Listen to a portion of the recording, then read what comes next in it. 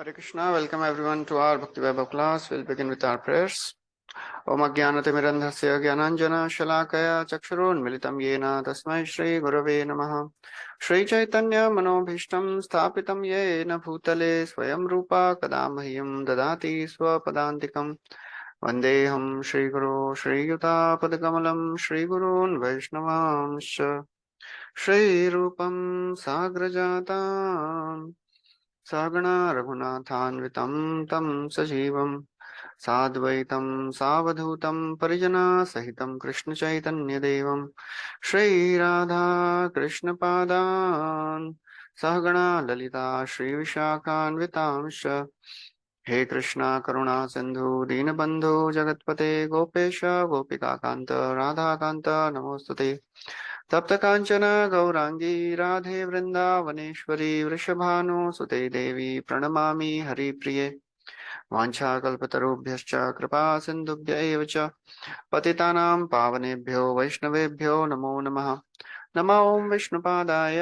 कृष्णपृष्ठाय भूतले श्रीमते भक्तिवेदांत स्वामी नितिनामिने नमस्ते सरस्वती देवे गौरवाणी प्रचारिणे निर्विशेष शून्यवादी पाश्चात्य देशतारिणे जय श्री कृष्ण चैतन्य प्रभु नित्यानंद श्री अद्वैत गदाधर श्रीवासदि गौर भक्त वृंद हरे Krishna Krishna Krishna Hare Hare Hare Ram Ram Ram Hare Hare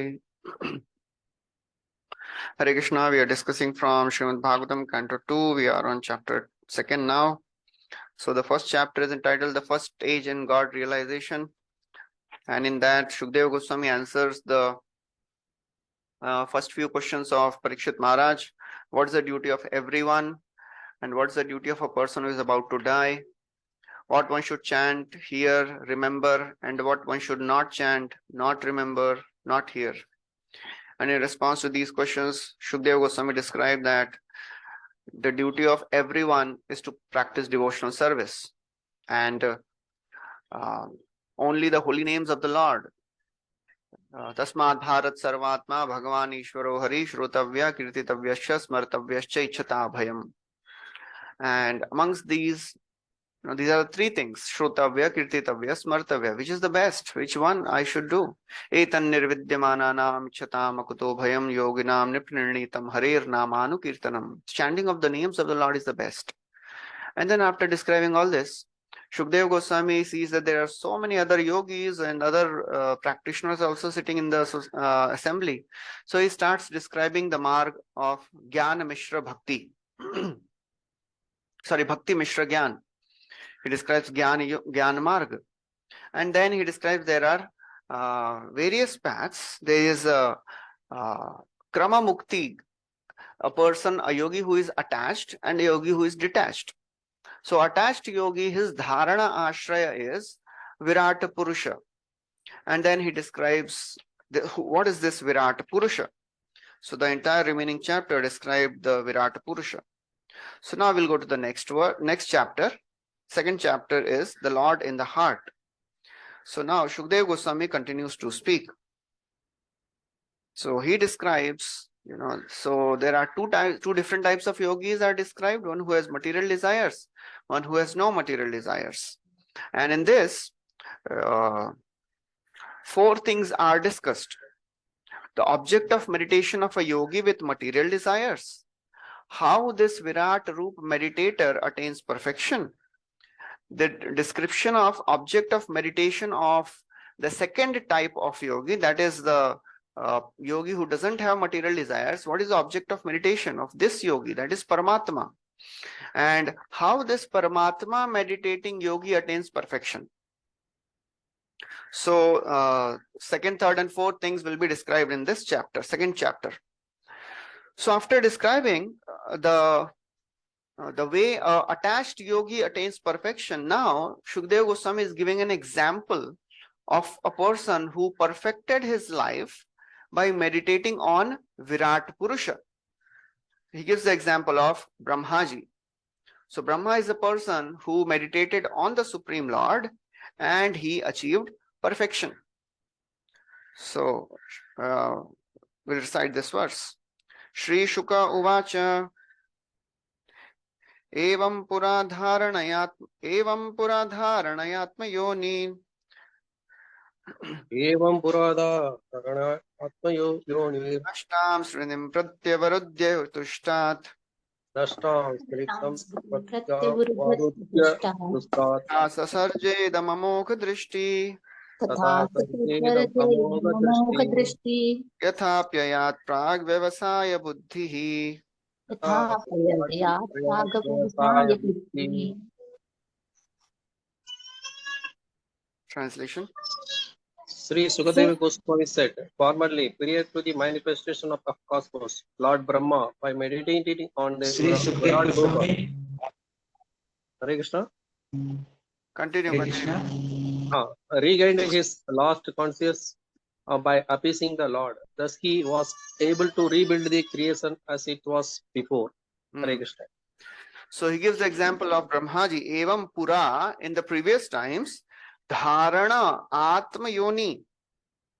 So this conception of Virata Rupa was practiced by Atma Yoni, that is Brahmaji.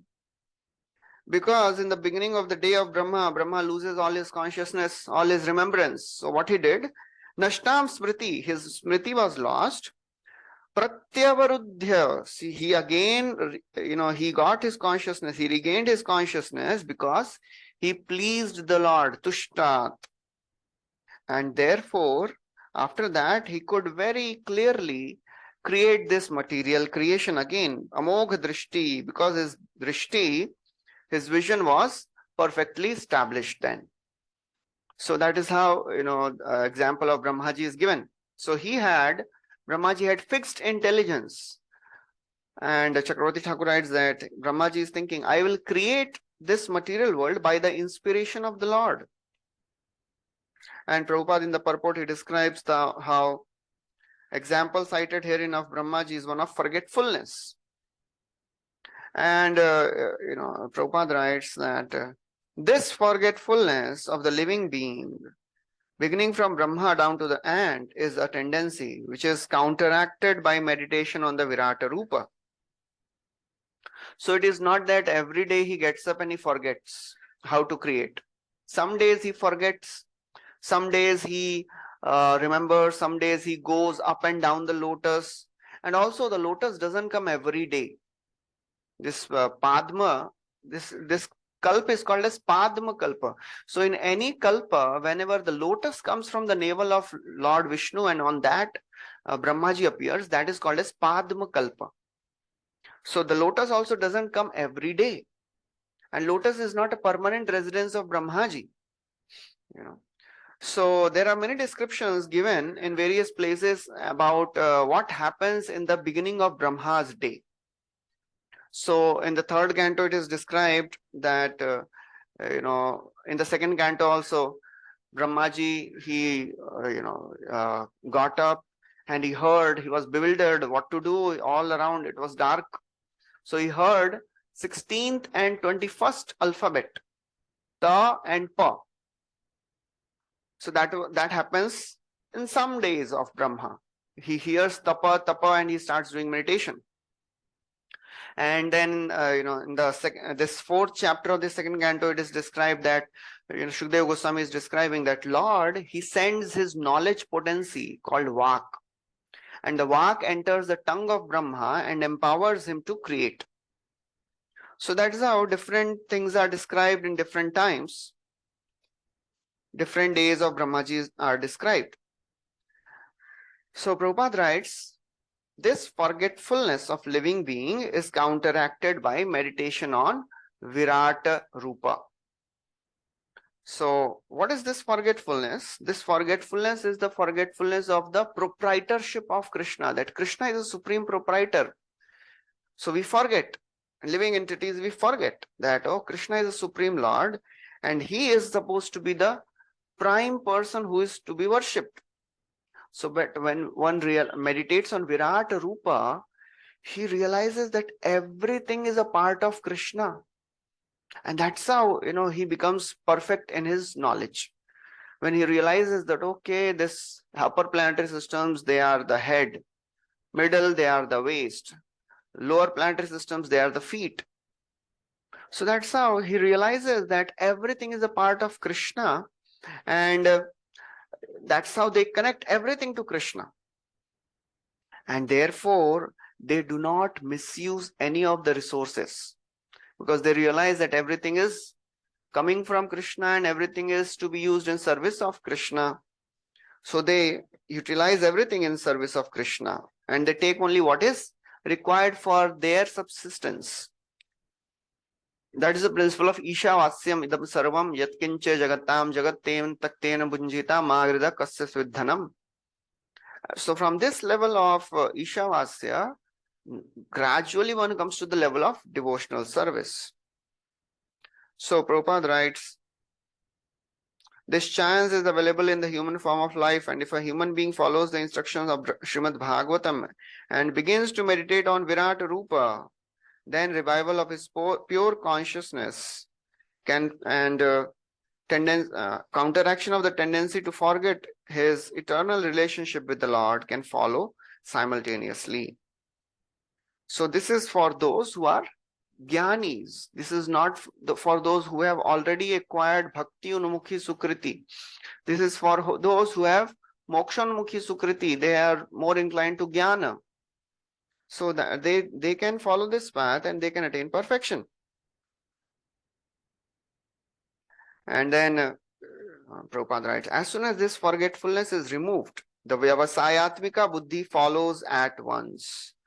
This ascertained knowledge of living being leads to loving service of the Lord. That's how, in the beginning, this yogi may start meditating on the Virat Rupa, but as he gets purified and he starts connecting everything to Krishna, and then he gets this understanding by the mercy of the Lord that, okay, now I have to utilize everything in the service of Krishna. So that is how we have to understand this.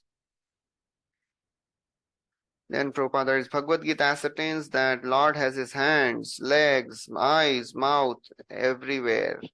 Sarvata panipadam tat sarvato akshishiro mukham sarvata shrutimaloke sarvam avritya tishtati.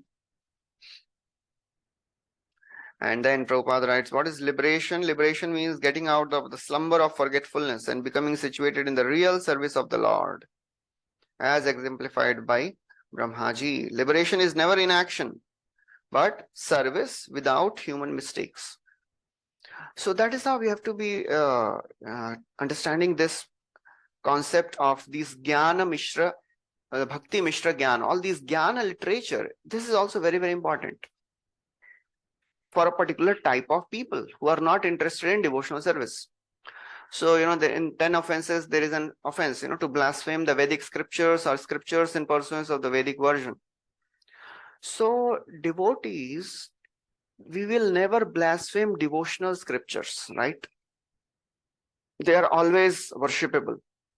But we may blaspheme Jnana literatures. We may blaspheme, or we may, just not put them on the good level, pedestal.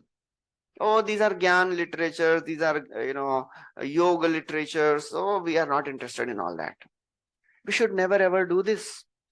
Of course, we are not interested in practicing them, but we should not blaspheme them, or we should not put them down that, oh, these are all insignificant literatures. Because as devotees, we should understand that these literatures, they have a relevance for a particular type of people. And Krishna, he has given all these literatures so that ultimately we can come to this level. They can come to this level of pure devotional service. So that's how we should never ever blaspheme any other literatures which are not bhakti literature. Just like, devotees may quote this Bhagavad Gita verse, Traigunya Vishaya Veda Nistraigunyo Bhavarjuna, or reject all types of all the other Vedas. They are of no use. They are not meant for devotees, but they are meant for a particular type of people. So therefore, they should never be disrespected. So then, Srimad Sukadeva Goswami, he wants to touch on the topic of, this Karma Kand. So that's what he will describe in this chapter. he will first describe the topic of karma kand, because he wants to establish the supremacy of bhakti by comparing it with all the other paths. First he'll compare bhakti with karma, then he'll compare bhakti with jnana, and so that's how he goes on. So Parikshit Maharaj had asked this question: what should a dying person do? So some sages, they may recommend performing karma, because by doing karma one can go to Swarga, and it is approved by the Vedas also. So now Shukdeva Goswami in the second verse, he is giving his opinion about karma. What is the path of karma kand? So we'll recite this verse.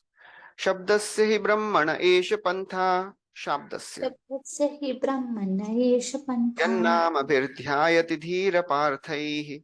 Yannam abhirdhyayati dhira parthe. Paribhramam statra navindate arthan. Paribhramanstatra na vidante Maya may vasanaya shayanaha.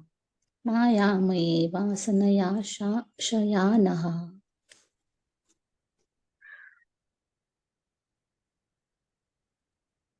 The way of presentation of the Vedic sounds in so bewildering that it directs the intelligence of the people to the meaningless things like the heavenly kingdoms. The conditioned souls hover in the dreams of such heavenly illusionary pleasures, but actually they do not release the any tangible happiness in such places. Hare Krishna. So some people who are interested in karma, Shukdeva Goswami is just rebuking them that, all these karma kanda is not at all, beneficial. बाळे बसले ना. So karma kanda is not at all beneficial, because shabdasya hi brahmana esha pantha. So these sound representations of the Vedic literatures, they are so bewildering. It bewilders by giving so many different understandings. And yannamabhir dhyayati dhira parthai. So by understanding all these various types of Vedic literatures, one may get confused. And these literatures, these Vedic literatures, many times they direct living entities to all these heavenly planets. Paribhramam statra navindate arthan, and the living entity keeps wandering in various species of life, and then they go to heavens also, and then they get some heavenly pleasures. But actually it is all maya. It is all illusory happiness. There is no tangible happiness in heaven. All the happiness which people experience in the heavenly planets, it is very temporary. Nothing is permanent. As Bhagavad Gita, Krishna says, Yamimam pushpitam vacham pravadantya pashyatah vedavad rata partha nanyadastiti vadinah. It is all temporary pleasure which a person gets in the heavenly world, because nothing is permanent. Kaivalyam narakayate tridashpurakasha pushpayate Durdantendriya kalasarapapatali protkhatadam strayat. It is all akasha pushpayate. Tridashpur akasha pushpayate. It is like flowers in the sky. They don't exist. So the enjoyment which are promised in the Vedas, they are all akash pushpayate. It doesn't work. Because anywhere you go, it is all places of birth, old age, disease and death. Brahma bhuvana loka punaravartino Arjuna. So Prabhupada, he describes how universes, all these material universes, they are not immune of these birth, old age, disease and death. So he quotes 8.16. Lord has warned us in Bhagavad Gita about the worthlessness of innumerable planets. Brahma bhuvana loka, all these. There are innumerable universes, but none of them is immune to birth, old age, disease, and death. So that's how everything is very, very temporary. It is all merry-go-round. Prabhupada describes. Prabhupada writes, sometimes they go up to Brahmaloka and sometimes down to Pataloka, as if they were unintelligent children or a merry-go-round, just going up and down. What is real happiness then? Real happiness is in the kingdom of God, where no one has to undergo the pangs of material existence. So that's how, Shukadeva Goswami is first chastising those followers who are karmakandis. Oh, this is not required. Karmakanda is very, very temporary, and only unintelligent people, they go to heavenly planets. Tad bhavati alpamedasan devan devayojo yanti madbhakta yanti mamapi. So those who are less intelligent, they go to heavenly planets. So Prabhupada writes, indirectly, Shukadeva Goswami affirms that Parikshit Maharaj should not desire to transfer himself to heavenly planets, but he should prepare to go back home, back to Godhead. Then he continues and he tells in the third verse, what is an intelligent person? Who is an intelligent person? Intelligent person, he works to develop connection to the Supreme Lord. He works to, just keep the body and soul together and developing connection with the Lord. So we'll recite this third verse. Atah kavirnama suyada yavadarthaha अतः कविर्नाम सूयावदर्थः yada pramatto vyavasaya buddhihi स्यादप्रमत्तो व्यवसाय बुद्धिः siddhyanyatharthe nayatet tatra सिद्धे अन्यार्थे नयते तत्र parishramam tatra samikshamaanaha. परिश्रमं तत्र समीक्षमाणः. Hare Krishna. For this reason, the enlightened person should endeavor only for the minimum necessities of life, while in the world of names, he should be intelligently fixed and never endeavor for unwanted things, being competent to pursue tactically that all such endeavors are merely hard labor for nothing. Hare Krishna. He should only endeavor to keep the body and soul together, that's all. For this reason, the enlightened persons should endeavor only for minimum necessities of life. You should not endeavor to, work hard. You should not do prayas, as Nectar of Instruction says. Atyahar and prayas. One should not waste so much of the time in acquiring things of this world. Tasyaiva heto prayatet kovido na labhyate yad bhramatam uparayadaha tallabhyate dukkhavadanyatah sukham kalena sarvatra gabhira ramhasa. One should not endeavor for anything of this world. All the happiness of this world is available in any species of life. It is all abominable. Even pig experiences the pleasure. Narakasthopi deham vai na pumam tyaktum ichchati. So we should not endeavor for that.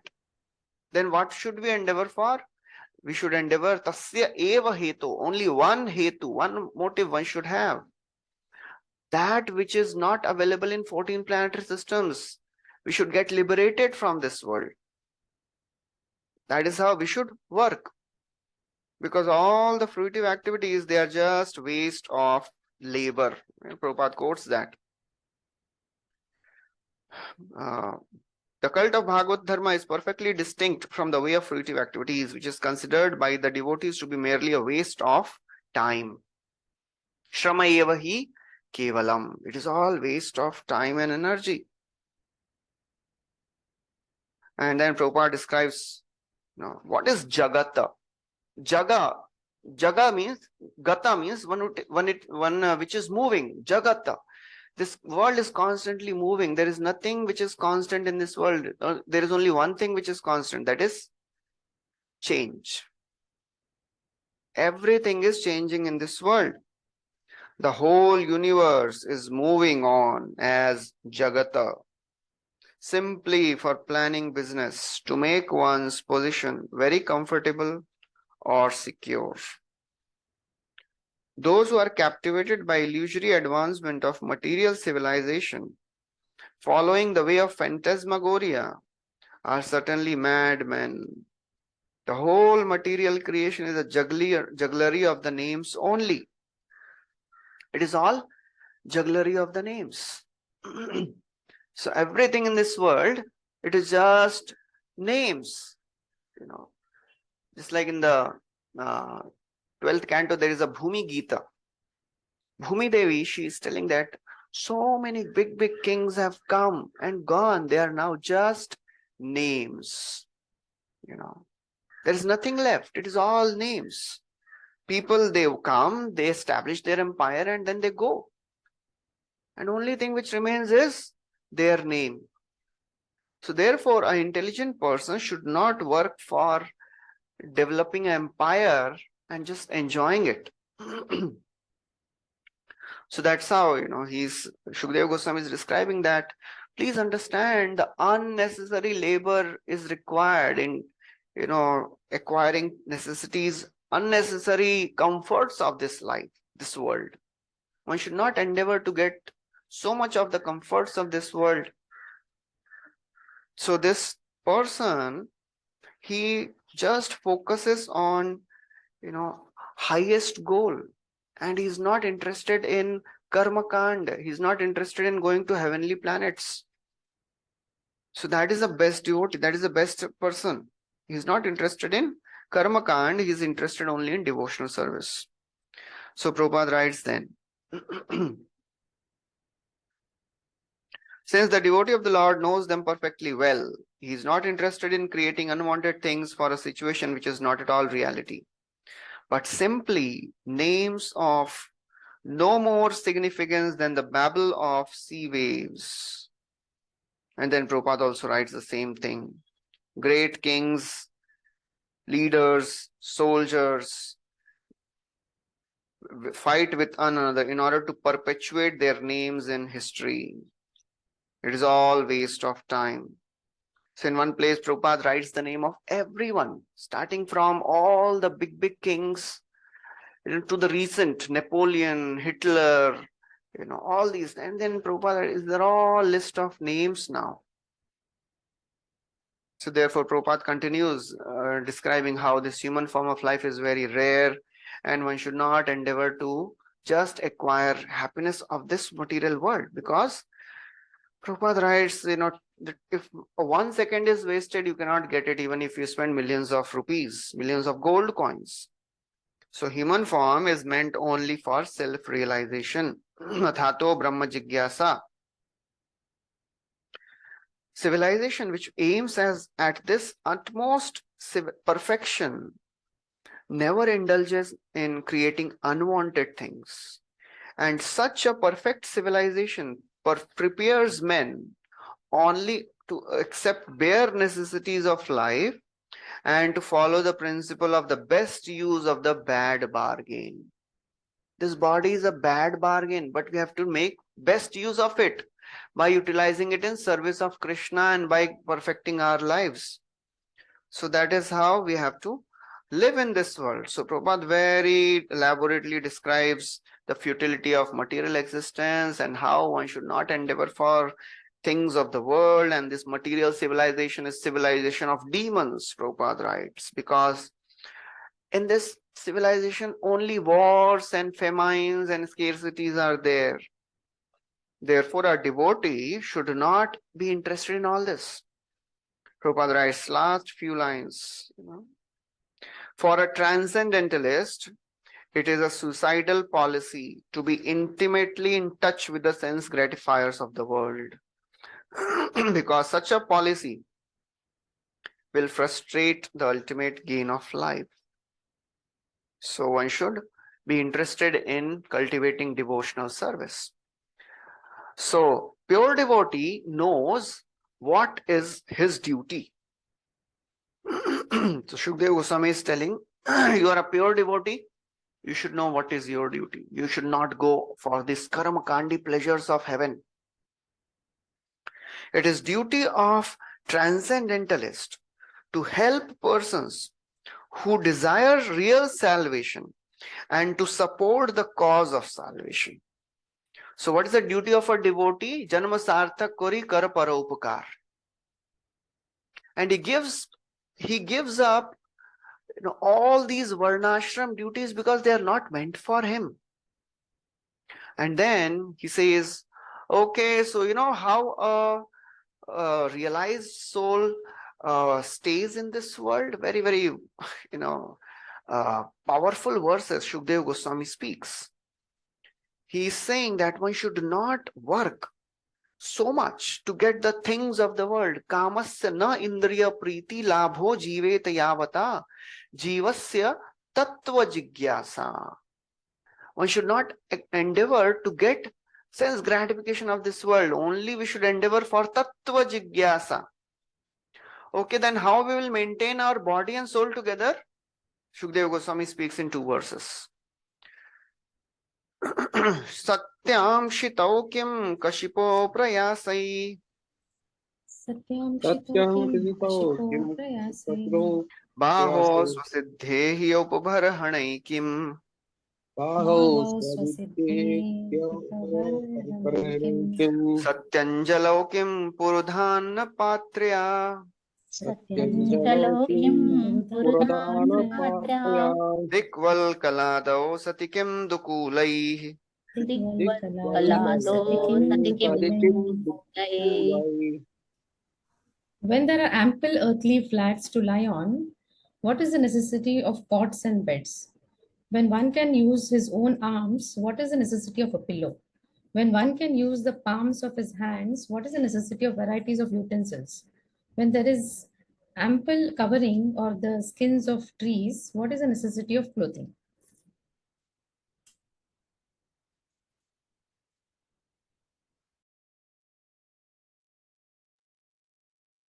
So very interestingly, now Shukdev Goswami is saying, Are Satyam Shitau Kim? You know, what is the necessity of cots and beds if there is ample earth to lie on? What is the use? And Baho Siddhe, if you have arms, why do you need pillow?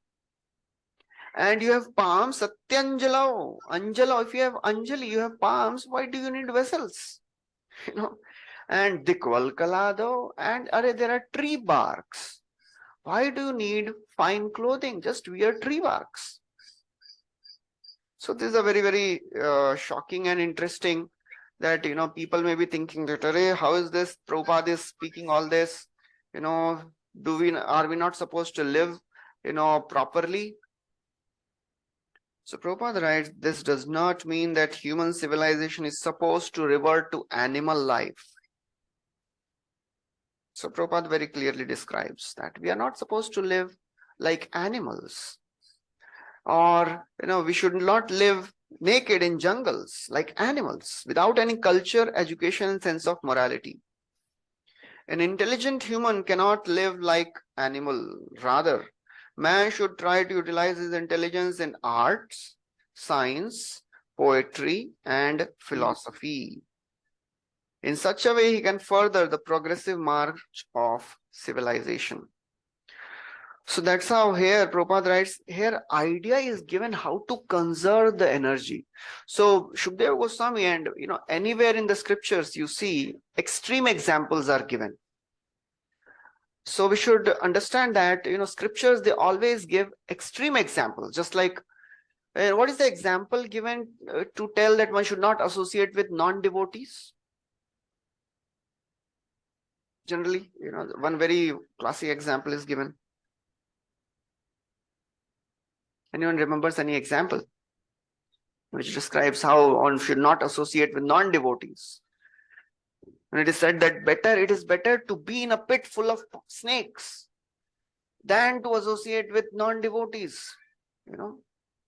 So, what is that? Nishkinchanasya bhagavad bhajanonmukhasya param param jigimasho bhavasagarasya sandarshanam vishaina mathayoshitam cha ha hanta hanta bhishya topya sadhu. It is better to be in a pit full of snakes than to associate with non-devotees. You know, why all these examples are given? We have to understand the stress which is given on these things. We should not take them lightly. So therefore, when Shukdev Goswami is speaking like this, we should understand we should take the essence. We should take the principle that we should just to the minimum basic requirement and not spend our life energy in, developing a comfortable lifestyle. So Prabhupada writes, here the idea given by Srila Shukadeva Goswami is that the reserve energy of human life, which is far superior to that of animals, should be utilized for self-realization. Advancement of human civilization must be towards the goal of establishing our lost relationship with God, which is not possible in any form of life other than humans. So that is how, the essence we should understand, the principle we should understand, not waste our time and energy in unnecessary necessities of life. And then again, Prabhupada describes that this world is like a phantasmagoria. We should have this understanding and realization. Self-complacence with a polished type of animal civilization geared to sense gratification is delusion. Such a civilization is not worthy of the name. Very interesting. Such a civilization is not supposed to be called a civilization. So it is not a civilized society. Civilized society means living like humans, not like animals. Not just doing, eating, sleeping, mating, and defending, but Kiyami, Kene Amara Jare Tapatray. That is human civilization.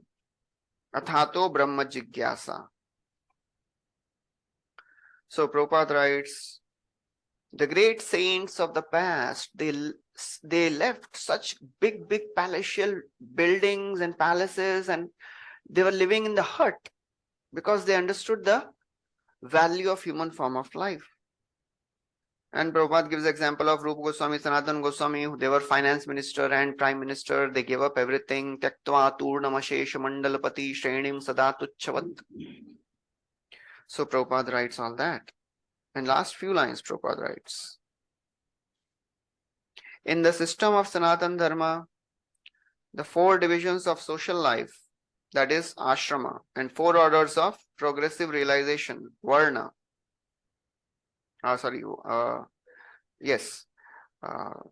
Varna means social life and ashrama means progressive realization. There are ample opportunities and sufficient directions for a happy termination of the progressive life. So that's how scriptures, they tell how to live in this world and how to leave this world also. Then last few lines Prabhupada writes are very, very important.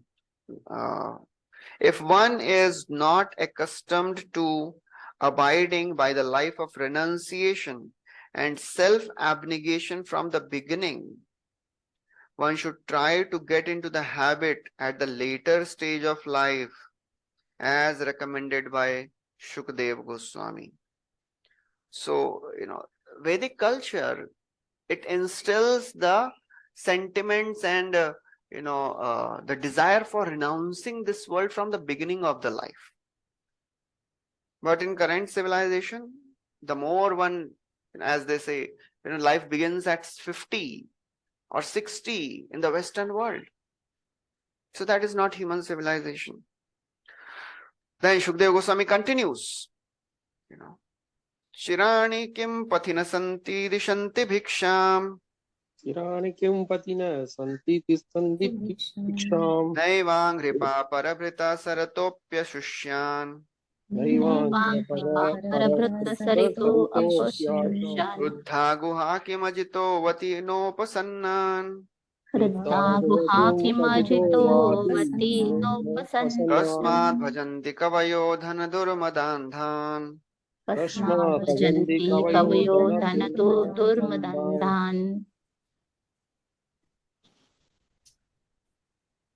Are there Translation. Are there no torn clothes lying on the common road?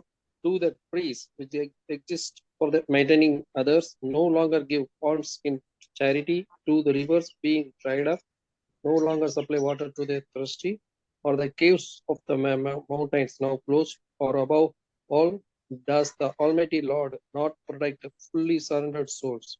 Why then do the learned sages go to the flatter those who are intoxicated by the hard-earned wealth. Hare Krishna. Yes. So hearing Shukdeva Goswami speaking that, Arey, we are the tree bark. So Parikshit Maharaj may say, well, how can I get rid of cold then? So Shukdeva Goswami is very angry at this objection. He speaks, Chirani kim patina santi, are there no torn clothes lying on the common road? So then Parikshit Maharaj will say, well, how will I relieve myself of hunger? So he says, well, Devangripa Parabhrito. Are there no trees? Trees, they are existing only for maintaining others. So they don't depend, we don't have to depend on anything else.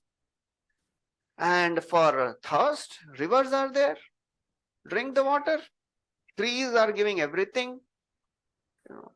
So everything is given by the tree.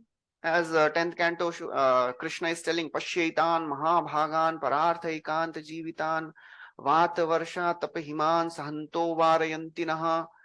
Trees are the most fortunate personalities because they are living only for the welfare of people. They are giving everything. So he's saying, do trees not give in charity nowadays? So trees give so many things. Patra, Pushpa, Phala, Chaya, Moola, Valkala Darubhi, Gandha, Niryas, Bhasma, Asti, Tokmai, Kaman Vitanvate. Krishna is telling to his friends, just see, trees are giving so many things. Patra, Pushpa, Phala, Chaya, Moola, roots, Valkal, tree bark, Darubhi, wood, and Gandha, Niryas, Bhasma, Asti, all these things are given by the tree. So trees are giving so many things. Just take something from the trees and eat and survive. Where will I get water? Rivers are there. They are not drying up. But then Parikshit Maharaj will say, well, how will I protect myself from the wild beasts or from the storm? A hut is necessary, right? Shukdeva Goswami says, Ruddha Guhakim. Are caves closed? Caves are still there. Parikshit Maharaj may say, well, how will I live in caves? There are tigers, right? Ajito avati nopasannan. Does not Vishnu protect his devotees? Vishnu always protects his devotees. The Lord is in the heart of the tiger also. Why will the Lord, who is affectionate to the devotees, send the tiger to attack the devotees? So that's how the conversation is going on. Vishnu Chakravarti Thakur gives all this, in between lines commentary. We know the story of Haridas Thakur. He was living in a cave, and when people would come, they would have such stinking smell, such poisonous smell, because a python was also staying there. So Prabhupada describes this story. He quotes this story in the purport that Haridas Thakur was living in the caves, and snake was there along with him, not troubling him. So that's how Shukdev Goswami is telling, there are caves, and why are you worrying about your protection? Lord will give protection. Kasmad bhajanti kavayo dhanadurmadandhan. And why are you fearing about survival? Why people, they have to go to all these big wealthy people to get some money? Just worship the Supreme Lord. So that's how Shukdev Goswami is very strong. And Prabhupada writes, he takes the last line, Kasmat bhajanti kavayo dhanadurmadandhan, and that's where he starts. Renounced order of life is never meant for begging or living at the cost of others as a parasite. And then Prabhupada writes, according to dictionary, what is a parasite? A parasite is a sycophant who lives at the cost of society without contributing anything to the society. Renounced order is meant for contributing something substantial and not depending on the earnings of the householders. So that is a mendicant. They are not supposed to beg just to live. All these big sages, they would go to various householders' place. Why? To give them knowledge of self-realization. And just on the pretext of asking something, they would give highest knowledge of devotional service. So that's what it is described, that all these sages, Gargacharya, Nand Maharaj is telling about Gargacharya, that great sages like you travel only for the welfare of people in general. So therefore Prabhupada is writing that. Mahad vichalanam nirnam grihinam dina chetasam nishreyasaya bhagavan kalpate nanyatha kvachit. The great souls like you only travel for the welfare of people in general. Nishreyasaya artha. So that's what Prabhupada writes. And then Prabhupada says that pseudo-mendicants should not take advantage of the charitable disposition of the faithful householders. The first duty of the person is, in the renounced order, is to contribute some literary work for the benefit of the human being in order to give him realized direction towards self-realization. So Prabhupada is very strongly telling that every person in renounced order should contribute literary contribution by writing something and spreading this knowledge, by sharing this literatures. And then Prabhupada describes how Rup Sanatana Goswami, they gave up all their big paying jobs and they were staying in Seva Kunj, writing literatures, all for the benefit of the society. However, those who cannot give any contribution should not go to the householders for food. For such mendicants, they are an insult to the highest order. So that's how, Prabhupada is very, very strongly telling that renounced order should only be for, contributing to the society. And Srila Prabhupada, he is doing all this. He did all this. He was living in Vrindavan and he was a well-known personality. He was a well-established, sage, sadhu. But still, just for the welfare of people in general, he was writing literatures. And he would go to beg not for food. He would go to beg for papers and pen. Because that time paper was also very costly. So Prabhupada would beg for papers so that he could write literatures. So Prabhupada writes, Shukdev Goswami gave this warning, especially for those mendicants who adopt this line of profession to solve their economic problems. So that's how these people are very abundant in Kali Yuga, Prabhupada writes. All these show bottle mendicants who are just working, just behaving like mendicants for filling their belly. And then Prabhupada, he focuses on this entire verse, that a mendicant, he doesn't have to worry a lot. He can get simply his, necessities of life from, nature. He can drink water from flowing river and does not require a comfortable house. He can live in the cave. And then Prabhupada gives the example of Haridas Thakur. Prabhupada writes, a great venomous snake was a co-partner of the cave, And when somebody would come to meet Haridas Thakur and they would complain of the stink and they would tell, please go to some other cave. And then, when the snake heard this, Lord in the heart of the snake inspired him and he moved out. So that is a faith a devotee has. Rakshishyati iti vishvaso. Prabhupada writes, according to the regulations of Sanatana Dharma, one is trained from the beginning to depend fully on the protection of the Lord. That is the faith a devotee has. And then Prabhupada writes, he quotes from Bhagavad Gita 16th chapter, Daiva Asur Sampad Vibhaga Yoga. The first quality which is described there is of Abhaya. Abhayam Sattva Shamshuddhir Jnana Yoga Vyavasthiti. That's how it goes on. Abhaya is the prime qualification of a renunciant because he has to go to the forest and just depend on Krishna. So that is how Prabhupada describes. Okay, so then Parikshit Maharaj may ask, well, is it necessary for the yogi to search out the ingredients for worshipping the Lord? So he answers in the next verse. Evam suchitte swata eva siddha Evam Evam sachitte sachitte svata eva siddha atma priyo artho bhagavan anantaha Atma atma Priyo priyartho Bhagavan bhagwan Ananta ananta tanirvrito nityatarth bhajeta samyurto niyatartho bhajet Bhajate samsara hetu paramascha yatra. samsara Samsara hetu Hetu paramascha yatra. Paramashayatra.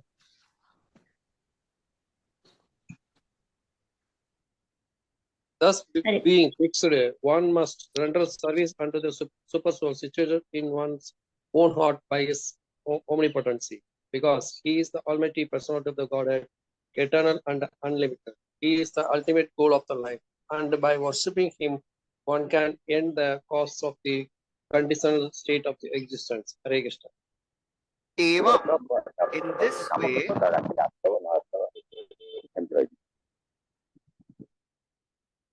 so he's saying Evam, in this way, whatever is described in 4th and 5th verse, Swachitte, one must fix his mind on the super soul. Swata eva siddha, he should fix his mind on the super soul, Atma priyo artha, who is very, very dear to the soul. Atma, Paramatma is a very dear to the soul, Bhagavan Anantaha. And by meditating on the Supreme Lord in his own heart, what he should do? Tan nirvrito. One should become detached from the world. Niyata. He should become permanently detached. And he should attain the supreme goal, Artha. Niyata Artha Bhajeta. He should worship the Paramatma who is there in the heart and and he should become detached from the world and worship the Supreme Lord. In this way, samsara hetu uparama. In this way, the condition life of this world will cease to exist. So that's how, he's saying, Shukdev Goswami is saying, well, it is already described that Vasudev is there in the heart of everyone. So this devotee does not have to go anywhere else to get the ingredients to worship. He has to just focus in the heart and meditate and worship the Paramatma. He doesn't have to do any other procedure like avahan, calling the Lord, because Lord is already there in the heart. So Prabhupada also describes that Lord is there in everyone's heart. Ishvara sarva bhutanam hridadeshe arjuna tishtati. And living entities, they are always struggling because of the illusory nature of this world. And Prabhupada writes in the middle of this purport that herein it is suggested that anyone who wants to make an end to these miseries of life, namely birth, old age, disease, and death, must take to the process of worshipping the Supreme Lord and not others. And that is also ultimately suggested in Bhagavad Gita 18.65, Man manabha mad bhakto. So therefore, Shukdev Goswami is saying the Lord is there in the heart. He doesn't have to go to any other place. And then Prabhupada describes that does not mean one should not go to temple. Because, hearing this, somebody may say, well, Lord is there in my heart. Why do I need to go to temple? So Prabhupada, after a few lines, is addressing this question which may come. He says, this does not suggest, however, that we should not go to the places of worship, namely temple, church, mosque. Such holy places of worship are also occupied by the Lord, because Lord is omnipotent, omniscient. So if the Lord is everywhere, Lord is there in the temple also, right? So one should not think, oh, I'll not go to the temple. For the common man, these holy places are centers for learning about the science of God. So therefore, Prabhupada would always say the temples are spiritual universities. They are not just a place where you go, ring the bell and offer your pranam and then, ask whatever you want and then come back. They are supposed to be the places where you get the knowledge of God. Temple is a place where we get tranquility, where we get education, where we get the medicine of the holy name, where we get the peace of mind and purity of the heart. We get to love God and we get some engagement. That is how temple is. TEMPLE, this is the acronym. Tranquility, education, medicine, purity, love and engagement. That is how temple should be. When the temples are devoid of activities, the people in general become uninterested in such places. And consequently, the mass of people become godless. And a godless civilization is born.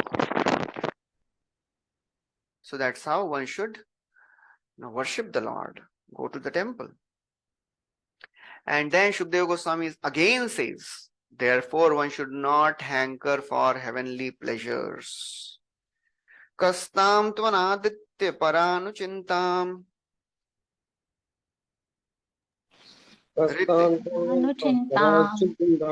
rite pashuna satim nama kuryat Vrite pashuna sati nama kuryat Pashyanjanam patitam vaitaranyam Pashyam anjanam patitam vaitaranyam Swakarmajan paritapanjushanam Swakarmajanam paritapanjushanam.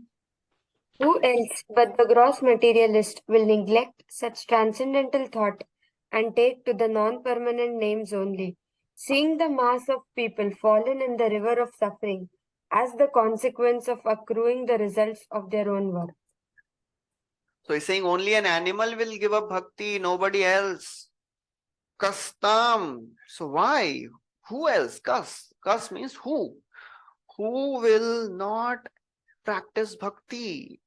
Anadritya. Who will neglect this wonderful process of devotional service and take to the asati nama kuryat? Take to the non-permanent names of the world? Rite pashu. Only an animal will not take. Anywhere such things are spoken, only an animal will not take to bhakti. Only animal will not hear. Any verses anybody remembers?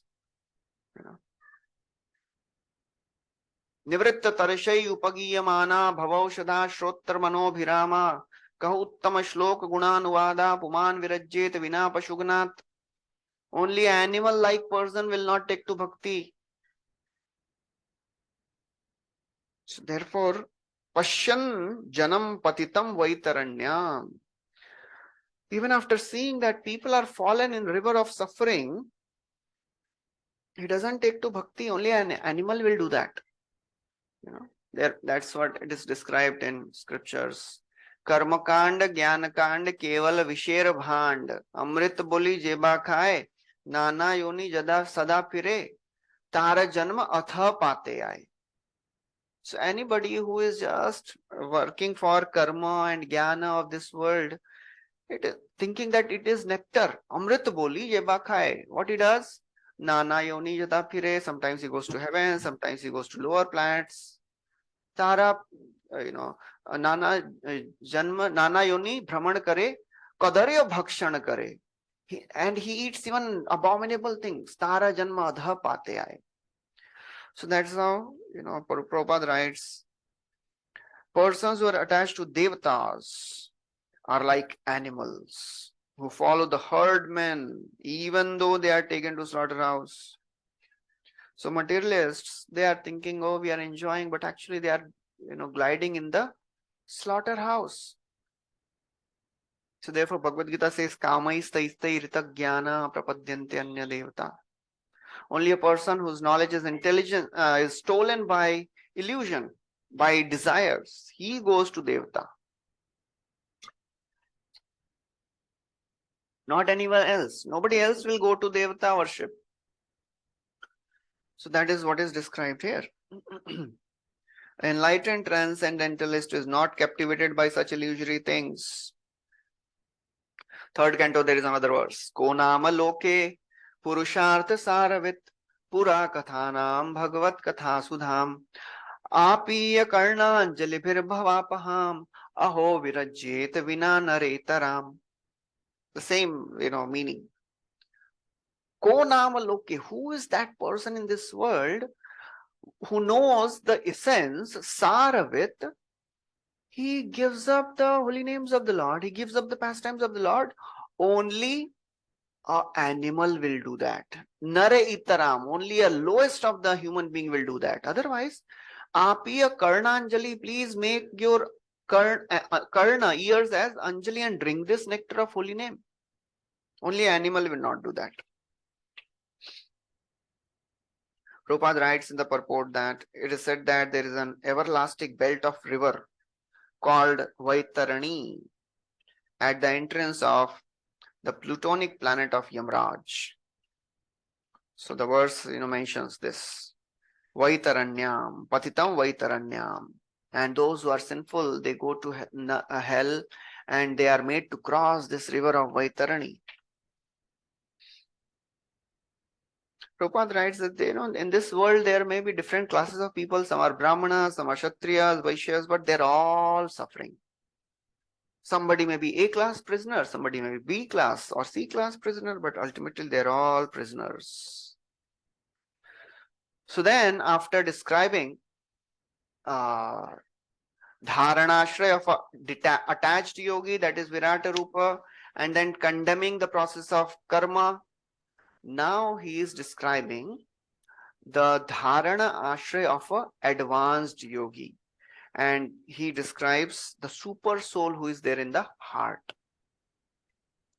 So he's describing how to understand that actually one is seeing the Paramatma and one is not imagining.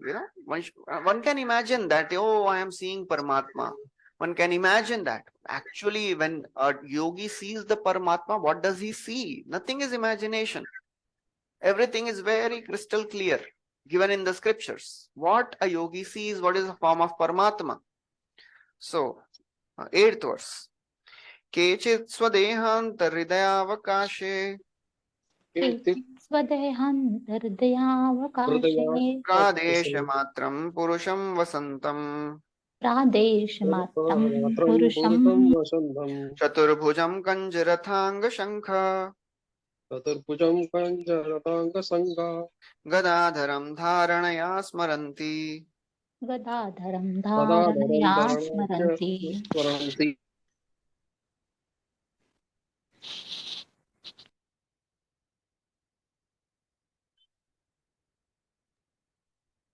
Others conceive of the person of the Godhead residing within the body in the region of the heart, measuring only 8 inches, with the 4 hands carrying the lotus, a wheel of chariot, a console, and a club, respectively. Hare Krishna.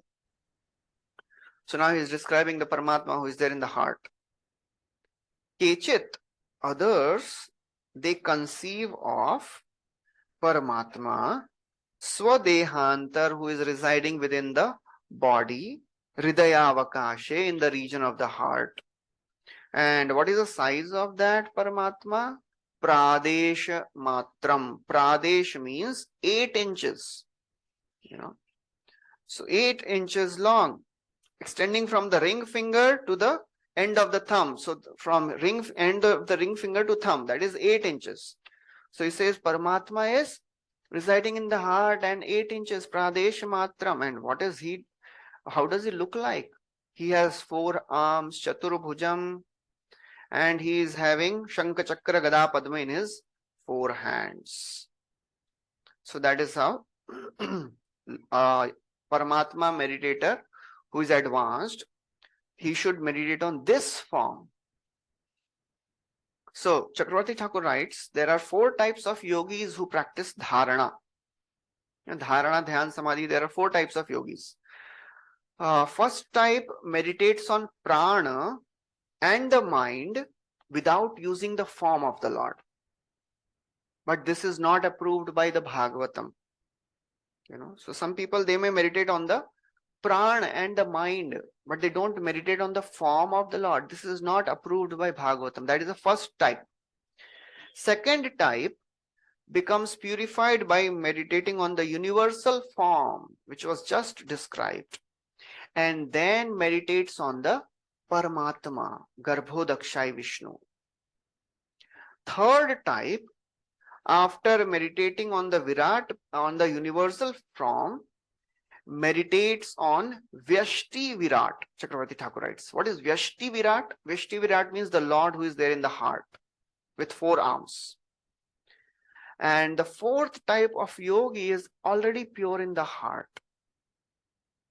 And so therefore he is having darshan of this Lord in the heart.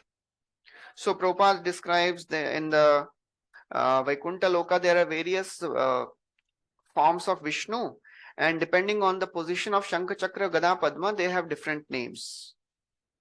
Purushottam, Achyuta, Narasimha, Trivikram, Vanam, all that. These 24 forms of the Lord are worshipped in different parts of planetary systems. And in each system, there is an incarnation of the Lord having a different planet, which is called as a different planet in the Vaikuntha spiritual sky, which is called as Paravyoma.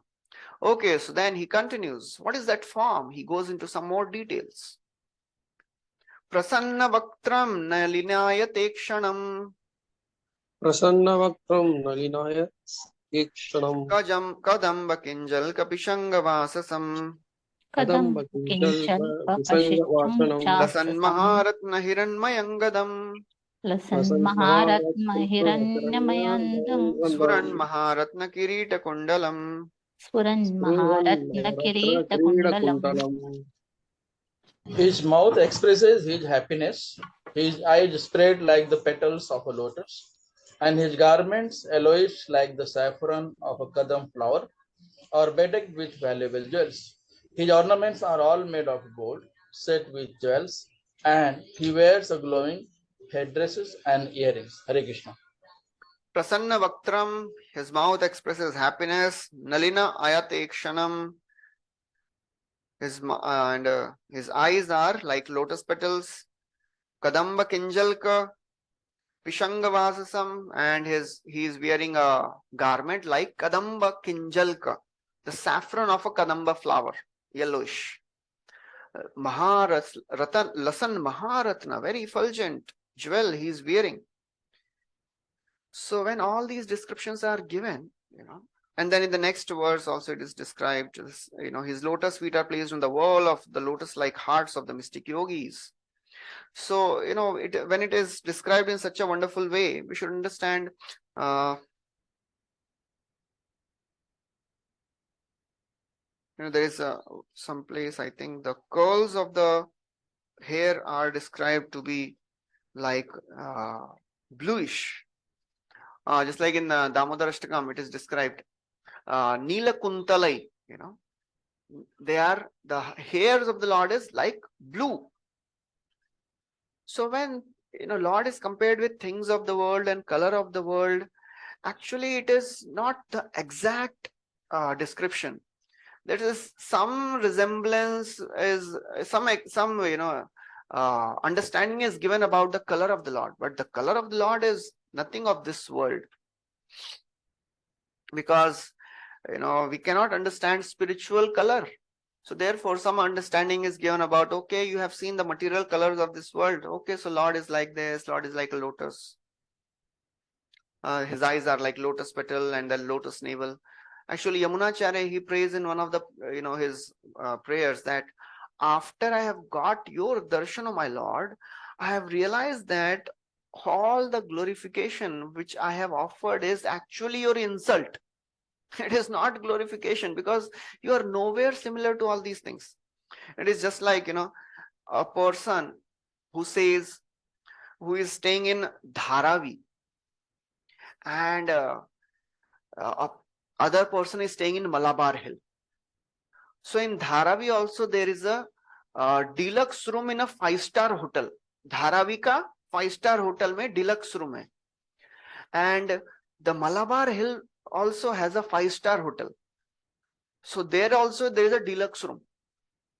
So the terminologies may be the same, deluxe room in the 5-star hotel, but the deluxe room of 5-star hotel in Malabar Hill and deluxe room of 5-star hotel in Dharavi, and they are poles apart. There is no comparison. So the terminology may be the same, but the reality is poles apart. So therefore, some understanding is given about how does Lord look like.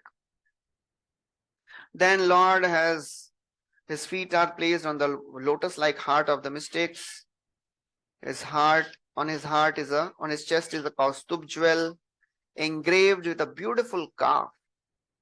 And there are other jewels on his shoulders. His complete torso is garlanded with fresh flowers. So, this picture is very aptly made by, artists, BBT artists, based on these descriptions. And then, yes, in the 11th verse, it is described. Somebody can read the translation of the 11th verse. He is well decorated with an ornamental cloth about his waist and rings studded with valuable jewels on his fingers, his necklets, his bangles, and his oiled hair curling with a bluish tint, and his beautiful smiling face are all very pleasing. So they are all very pleasing. So here it is described, curling with a bluish tint. So actually it is not the blue color of this world. Just some example is given. Okay, so now after this, Shukdev Goswami describes again the Paramatma meditation is for unattached yogi and Virat Roop meditation is for attached yogi. So now he is summarizing whatever he has described so far in 12, 13 and 14 verses. A translation, somebody can read 12th verse. His lotus feet are placed over the walls. 12th verse.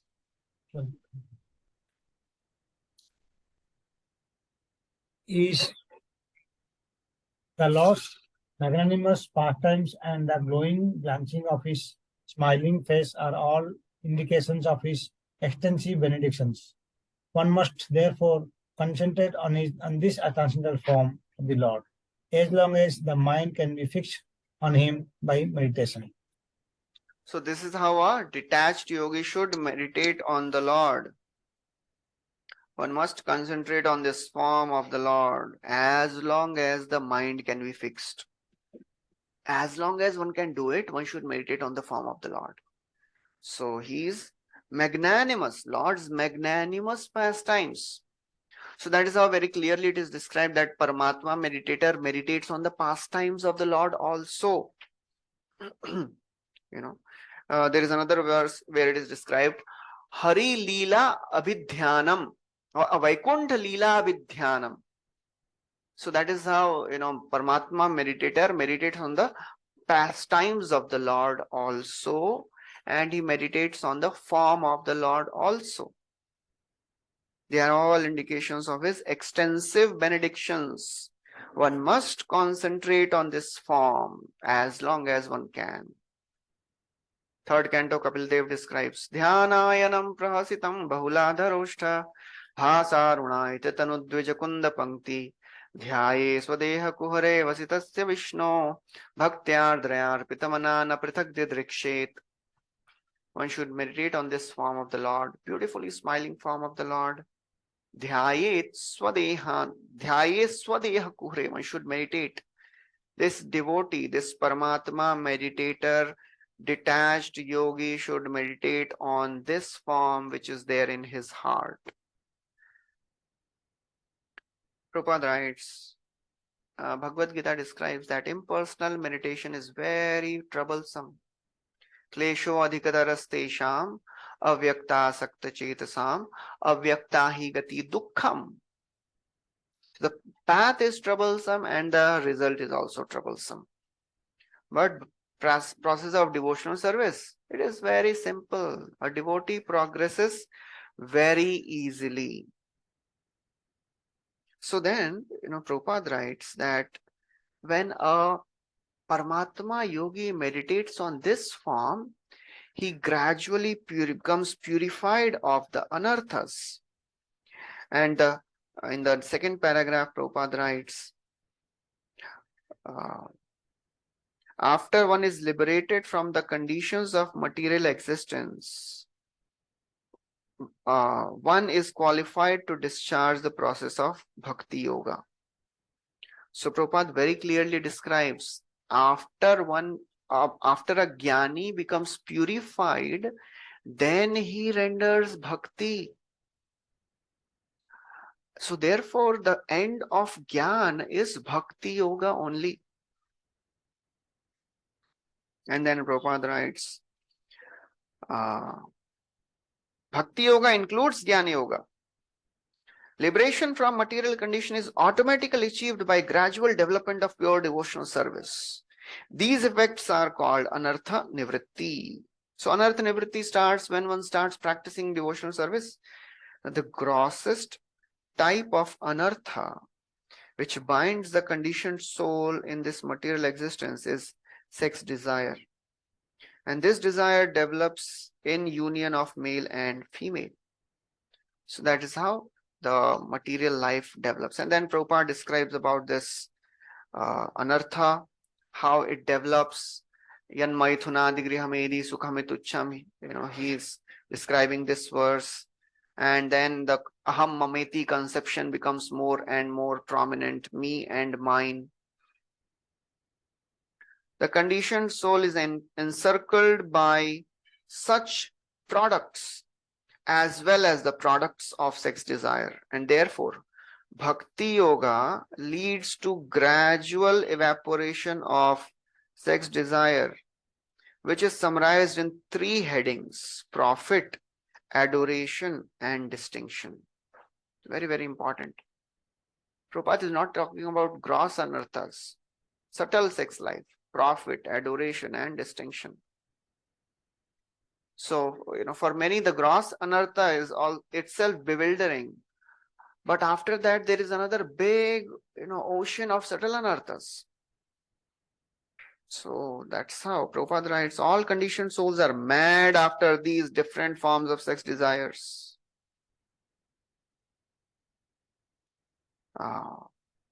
And one shall see for himself how much he has been freed from such material hankerings based primarily on sex desire.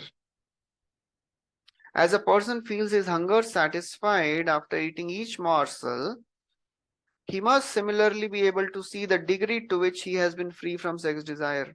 Prabhupada is paraphrasing this verse. Bhakti pareshanu bhavo virakti annatra chaisha trika eka kalha prapadyamanasya yathashnatasyu tushti pushti kshutapayo anughasam. With every morsel of food, one becomes nourished, hunger goes down, and one becomes satisfied. Similarly, when one starts practicing bhakti, 3 things happen automatically: bhakti, paraish anubhav, and virakti. Devotional sentiments arise in the heart. One can develop connection with the Lord, relationship with the Lord, and one becomes detached from the world, virakti. So that is how purification happens. So then Prabhupada writes, purification means, second paragraph, purification means getting gradually free from sex desire, and this is attained by meditation on the person of the Lord. So the more we meditate on the personality of the Lord, beginning from the feet, the more one becomes purified. Kapil Dev describes, Sanchintayed Bhagavatas Charanara Vindam Vajrankusha Dhvajasaro Ruhalanchanadhyam Uttunga Rakta Vilasannaka Chakravala Jyotsna Virahat Mahadaridayandakaram. One should meditate on the lotus feet of the Lord for a long time, because that meditation can purify all the andhakar which is there in the heart. One should not try to go upwards artificially without seeing for himself how much he has been released from sex desire. So Prabhupada writes, one should not jump to the 10th canto, which is like the lotus face of the Lord. Read first, second, third, fourth, all these cantos, and gradually one should go to 10th canto. So that is the meditation. Then, in the 13th verse, the progress from dharana to dhyan is described. So how one should progress from dharana to dhyana. एकैकशोऽङ्गानि ध्यानुभावयेत् एकैकसो ध्यानुभावयेत् पादादि यावद् हसितं गदाभृतः पादादियावत् हसितं गदाभृतः जितं जितं स्थानमपोह्य धारयेत् जितं स्थानमपोहं धारयेत् परं परं शुद्धयति धीर् यथा यथा परं शुद्धयति धीर् यथा यथा. So now, as the meditation progresses, it should begin ek angani. Now from dharana is a generalized meditation, and dhyan is the focused meditation on each and every limb. So now, so far it was described generalized form of the Lord. Now he is saying ek asho angani. Every limb one should meditate on with attention. Dhyanubhavayet. One should meditate on each and every limb with attention. And how he should meditate? Starting from the lotus feet. Jitam sthanam. Gradually controlling the mind, he should meditate on each and every limb. That's how his intelligence will become purified. Param shuddhyati dhir yatha yatha. So the more the mind becomes fixed on the different parts of the limb, the more the intelligence becomes purified. So that is the whole process of purifying the mind and intelligence. When the mind is fixed on the Lord, the intelligence is automatically purified. Again, Prabhupada writes that process of meditation is not something meditation on impersonal. We have to meditate on the form of the Lord, meditating on the deity form of the Lord. And then again, Prabhupada writes that one should not jump to the lotus face of the Lord, start from the feet of the Lord. And Bhagavatam describes that 10th canto is the face of the Lord. One should not jump to face of the Lord and hearing the Ras Leela pastimes. One should start from the lotus feet. And the more one becomes purified, the more one becomes focused. The result of third paragraph, Prabhupada writes, the result of meditation on the transcendental form of the Lord will be manifested by one's detachment from sense gratification. Therefore, the ultimate purpose of meditation is purification of intelligence. So we have to purify our intelligence, and to purify the intelligence, we have to engage our mind on meditating on the form of the Lord.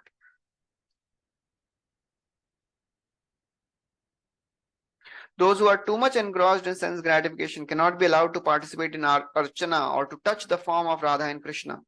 For them, it is better to meditate on the gigantic Vishnu Rupa or Virat Rupa. Okay, so then after this, he continues to describe how Virat Rupa meditator achieves liberation. Yavanna jayet paravaresmin Yavanna jayet paravaresmin Vishveshware drashtri bhakti yogaha Vishveshwari drashtri bhakti yogaha Tavat sthaviya purushasya rupam Tavat staviya purushasya rupam Kriyavasane prayata smareta. Kriyavasane prayata smareta.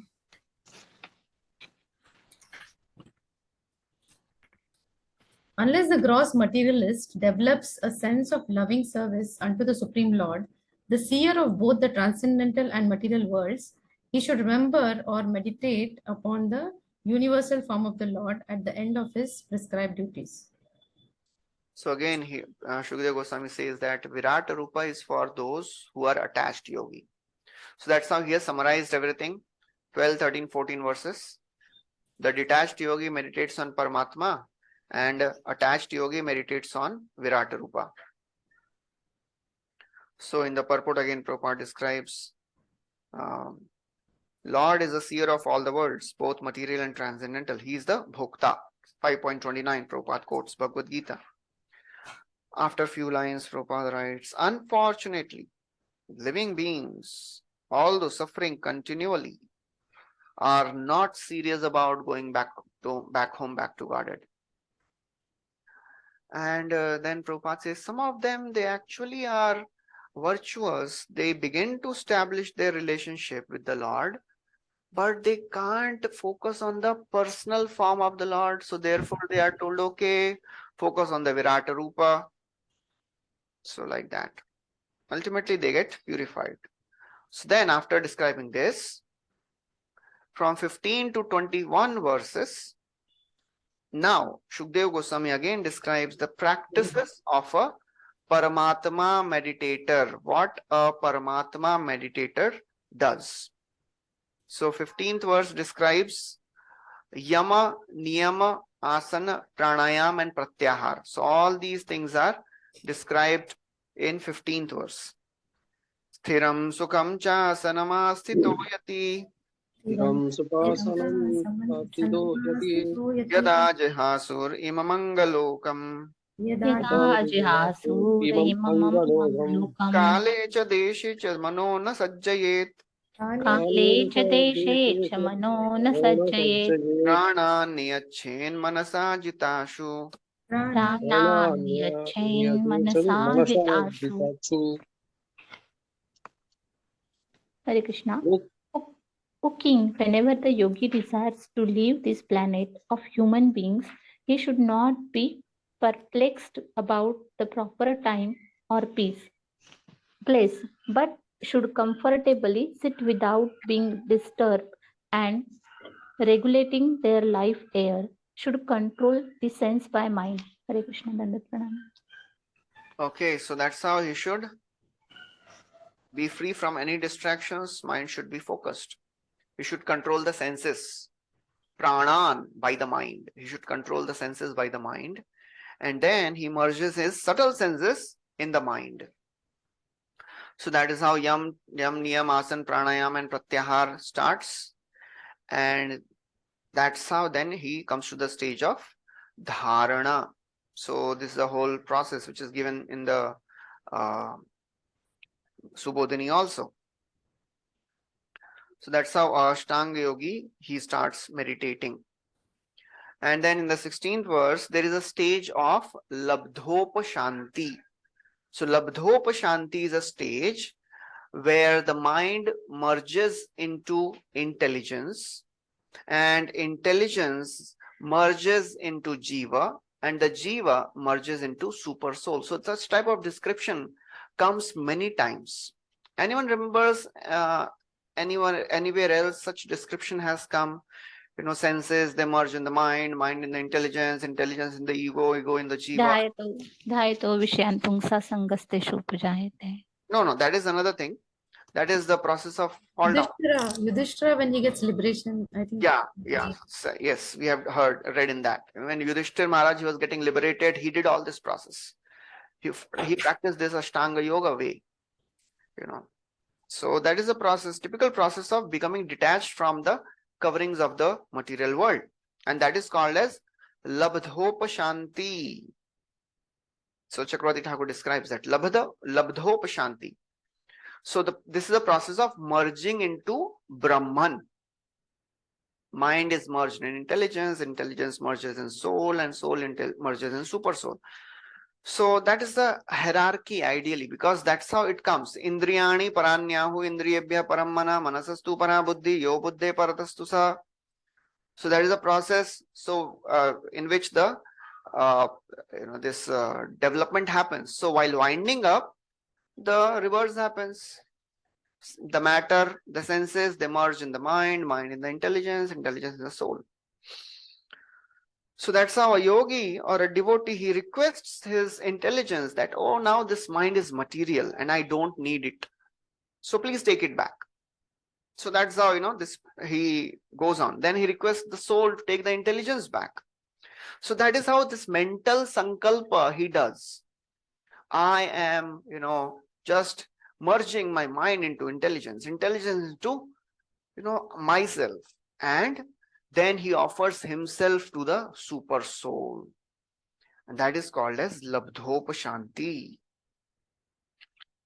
So Prabhupada in the purport, he also describes that last line he writes, in his pure unalloyed state, living being attains the stage of full bliss, Labdhopashanti, cessation, and ceases all material hankerings. Okay, so what happens in this Labdhopashanti stage? 17th verse describes, Nayatra kalo nimisham paraprabhu Netrapalo nimisham parasprabhu deva jagatam ya ishire Kutuna deva jagatam yaishire nayatra sattvam narajastamascha Nayatra sattvam narajastamascha na vai vikaro namahan pradhanam. Na vai vikaro namahan pradhanam. In the transcendental state of the Labdho Pasandi, there is no supremacy of devastating time, which controls even the celestial demigods who are empowered to rule over the mundane creatures, and what to speak of the demigods themselves. Nor is there the modes of the material goodness, nor passion, nor ignorance, nor even the false ego, nor the material causal motion, nor the material nature. Hare Krishna. So that's how, ultimately in this Labdhopashanti, the person experiences complete bliss. So in that stage, there is no supremacy of time. The time controls everything. But when a yogi attains this stage of Labdhopashanti, he is not disturbed by anything of this world. When he has attained this Brahman, he has attained his Swarupa. Time doesn't influence a Ashtanga yogi who has attained this stage. So if time cannot disturb, how can other devatas disturb him? So, and then what is the nature of this Brahman which he achieves? In that stage of Brahman, there is no goodness, passion and ignorance, no gunas, no false ego, no vikara. Brahmano hi pratisthaham. The previous to this verse, Brahmano hi pratisthaham amritasya vyasya cha sashvatasya dharmasya sukhasya ekantikasya cha. So one of the 14th chapter last verse describes a person who has attained this Trigunatit stage. So in that there is no influence of the modes of material nature and is not affected by any false ego also. So Prabhupada writes about this Nayatra Kala. So Prabhupada writes about that. Time controls everything.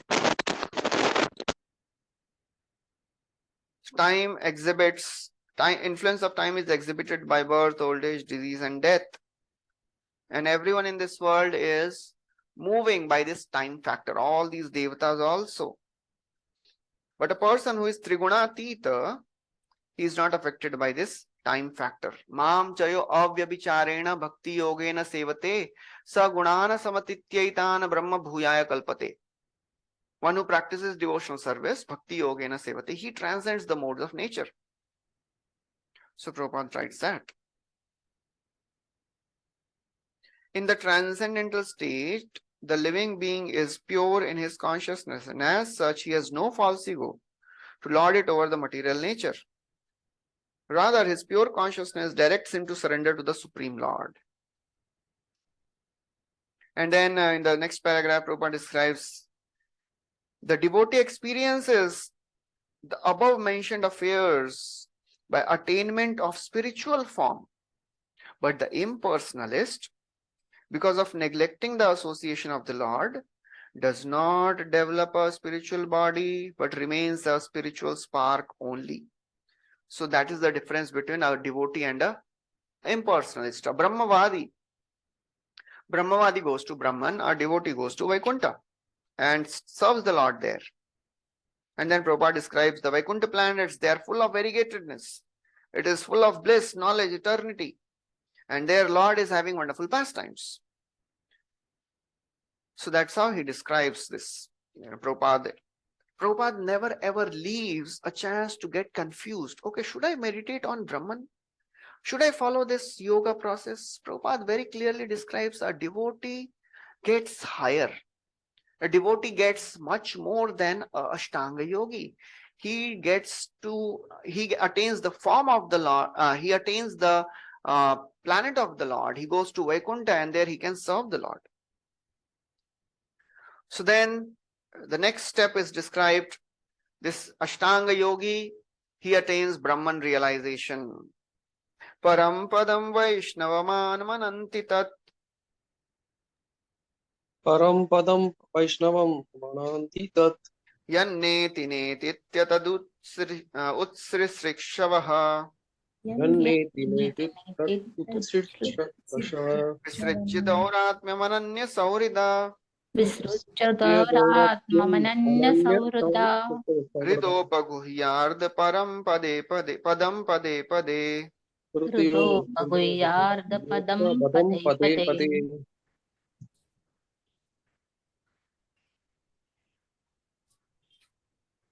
The transcendentalists desire to avoid everything godless, for they know that supreme situation in which everything is related with the Supreme Lord Vishnu. Therefore, a pure devotee who is in absolute harmony with the Lord does not create perplexities, but worships the lotus feet of the Lord at every moment, taking them into his heart. So that's how this Ashtanga yogi, he attains Brahman. And what is that Brahman? Neti. That Brahman is described just by the term Neti, Naiti. It is not this form, not this way. It has no hands, no legs. It is all Neti. It is described in that way.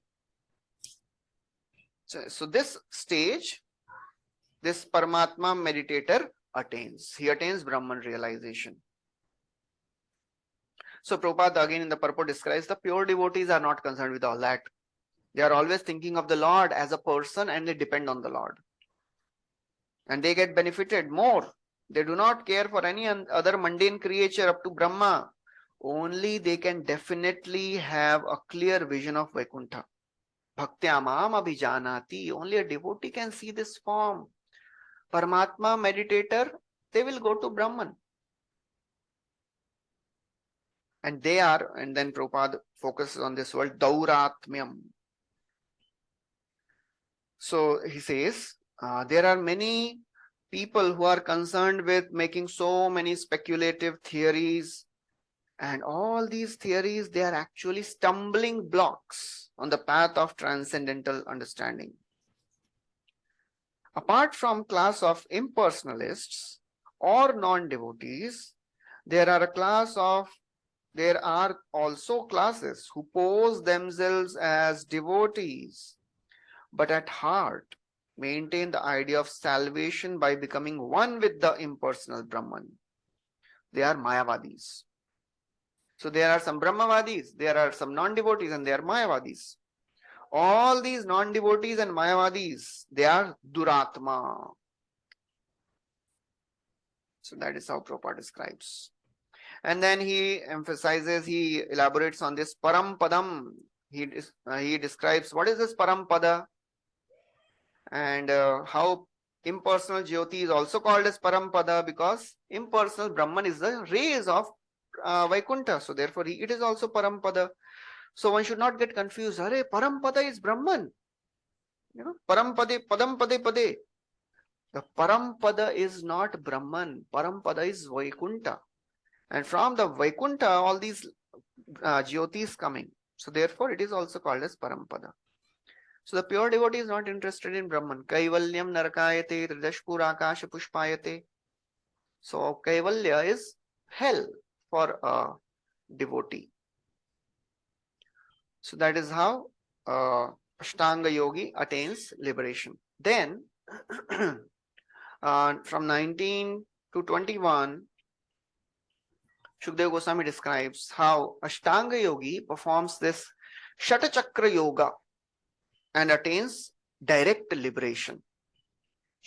So now there are two paths, attached yogi and a detached yogi. Attached yogi goes through a way which is called as Krama Mukti, as you can see in this slide.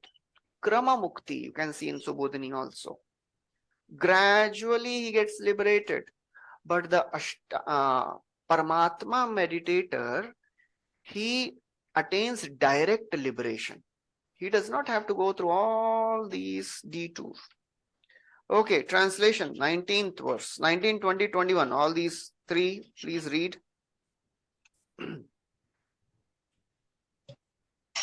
the strength of scientific knowledge, one should be well situated in absolute realization and thus be able to extinguish all material desires.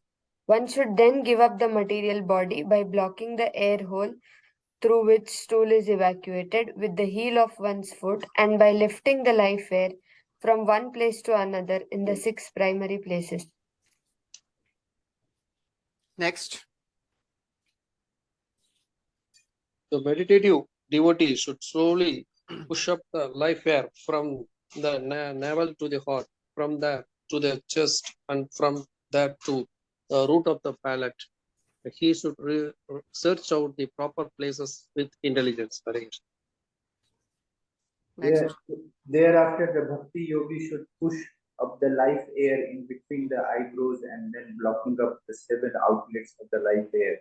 He should maintain his aim for going back home, back to Godhead. If he is completely free from all desires for material enjoyment, he should then reach the cerebral hole and give up its material connection, having gone to the Supreme. So that is how Ashtanga Yogi, he meditates on the Lord in the heart and gradually lifts his prana from lowest of the chakras to the highest of the chakra. So there are 6 chakras in the body. Muladhara chakra, so Prabhupada, he elaborates on these things a little bit. In the 19th verse, Prabhupada writes that this well-situated soul perfectly understands the Supreme Brahman is all-powerful Vasudeva and he is part and parcel of the whole. As such, his constitutional position is to cooperate with him. Such a soul ceases to exhibit his useless activities of attempting to lord it over material nature. So that is how a perfected being is. So then, how this yogi, he quits his body? So Prabhupada writes, he should plug the evacuating hole with the heel of the foot and then progressively move up the air on and on to 6 places, to navel, abdomen, heart, chest, palate, eyebrows, and cerebral pit. And Chakravarti Thakur describes that there is a Muladhara chakra near the evacuating hole. He closes that hole with the heel, and then he raises his life air all the way up to the Brahma Randhra, cerebral pit.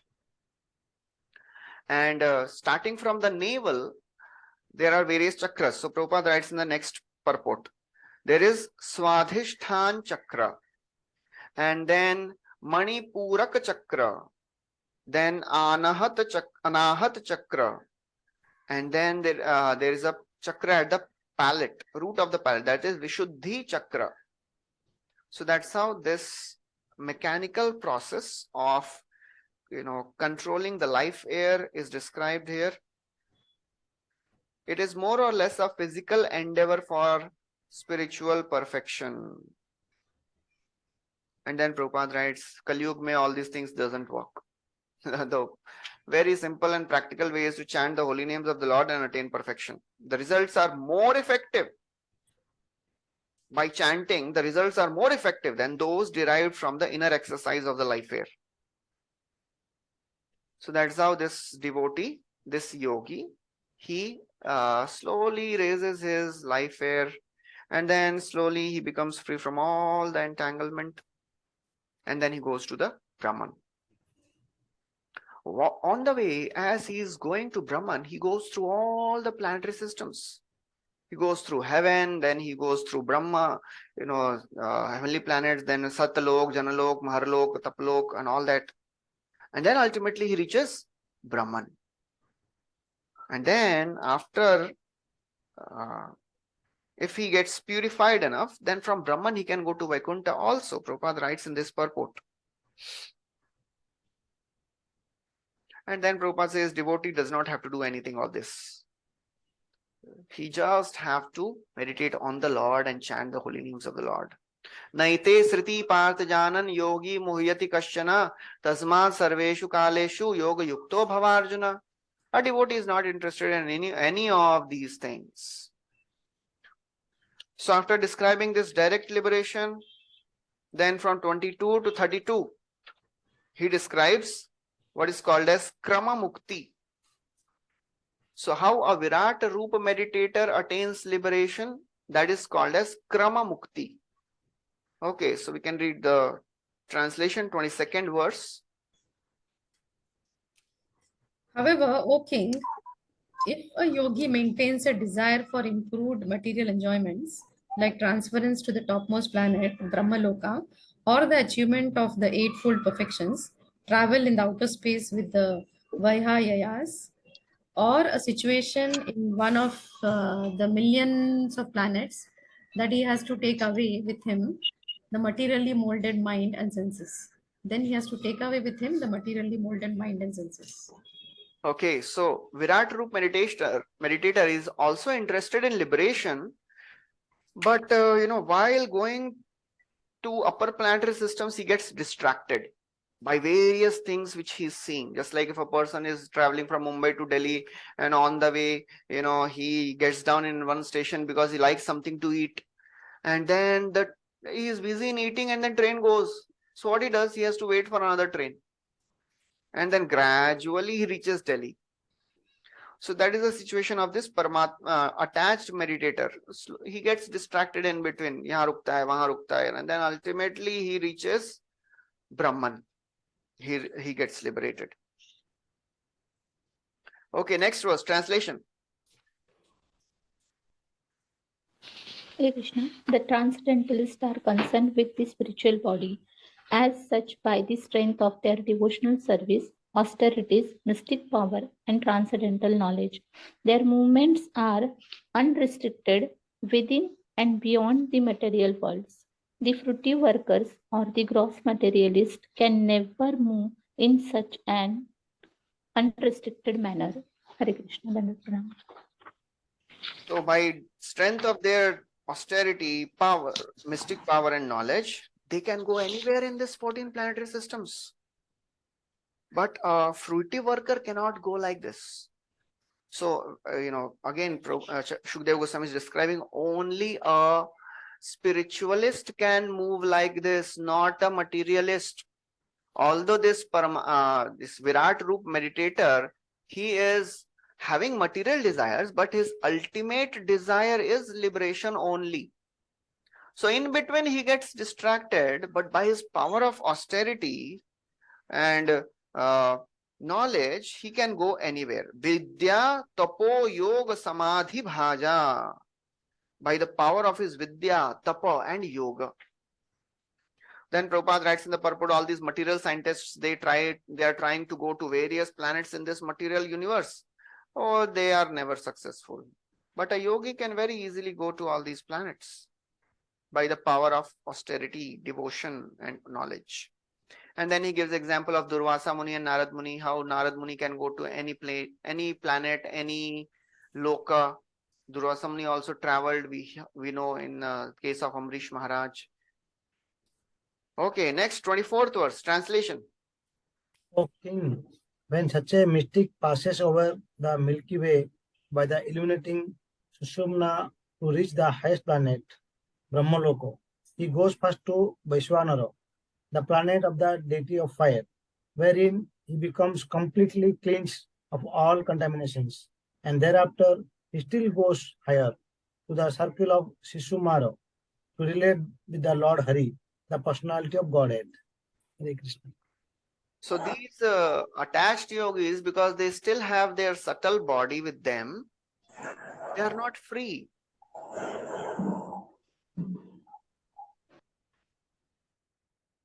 So they are not free of their subtle bodies. So therefore they are moving within this universe only because, they have still their subtle bodies with them. So these transcendentalists, by the strength of their, austerity, devotion and all that, they can move. And what is their first stop? Their first stop is the planet called as Vaishwanara. Second stop is the Shishumara. And then 25th verse describes their third stop.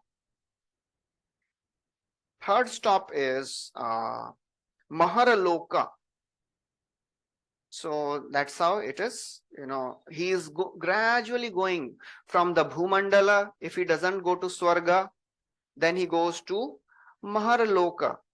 And there, it is described in the 25th verse. In Maharaloka, the sages, they live for a life of Brahma.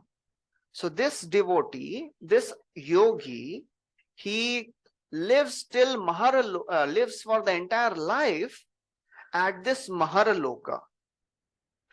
And then after the life of Brahmaji is over, he goes to Brahman. He gets liberated. So that is the way Ashtanga yogi who is attached, he gets liberated. So in the 26th verse, it is described, at the time of final devastation of the complete universe, a flame of fire emanates from the mouth of Ananta, and the yogi sees all the planets of the universe burning to ashes. Then he leaves for Satyaloka by airplanes used by great souls. So at the end of Brahma's life, what happens? The universe starts burning. He transfers himself to the Satyaloka. And then what happens in the Satyaloka? The glories of Satyaloka is described in 22nd verse. Satyaloka means Brahmaloka. So what is there in Brahmaloka? So the beautiful nature of Brahmaloka is described in the 27th verse, Nayatra shoko najarana mrityu. Nayatra shoko najarana mrityu. Narti nachodvegarite kutaschet. Narti nachodvegarite kutaschet. Yachittatodha kripayanidam vidam. Yachittatodha kripayanidam vidam. Duranta dukkha prabhavan udarshanat. Duranta dukkha prabhavan darshanat.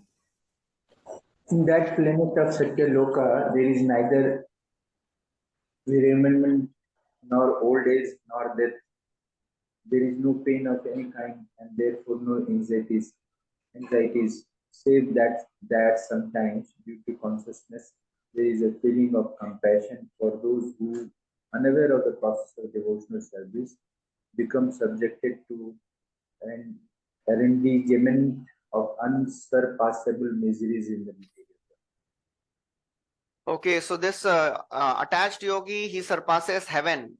First stop is this Vaishwanara Loka. Then second stop is Shishumar planetary constellation. And third stop is Mahar Loka. And there he stays for the life of Brahma. And then at the end of Mahakalpa, at the end of life of Brahma, out of curiosity, he wants to go to Brahmaloka. So he transfers himself to Brahmaloka. And what is there in Brahmaloka?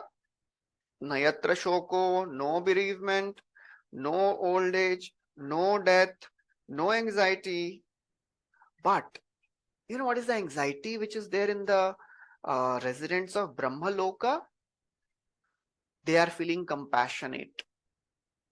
They are feeling compassionate for those who are unaware of the process of devotional service. That is their only that is their only misery.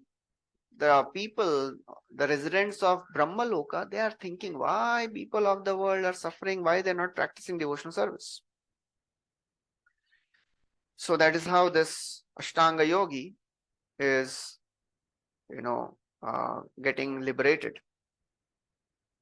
Then from 28 to 29, 2 verses describes after his life is, after he spends his entire life in Maharloka, goes to Satyaloka at the end, then stays there till everything gets, destroyed, and then he dismantles his subtle body. He gets purified of the anarthas. He gets purified of his desires in Brahmaloka, and then slowly he pierces the 5 material coverings. Translation 28 and 29.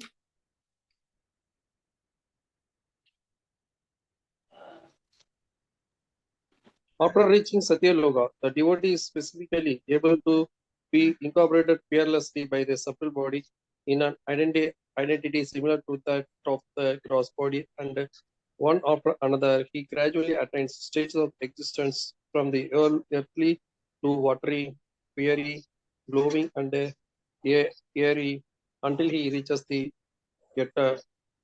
ethereal stage. Next. The devotee thus surpasses the subtle objects of the different senses, like aroma by smelling, the palate by tasting, vision by the seeing forms, touch by the contacting, the vibrations of the air by ethereal identification, and the sense organs by material activities. So that's how he is now gradually piercing the material coverings of the universe.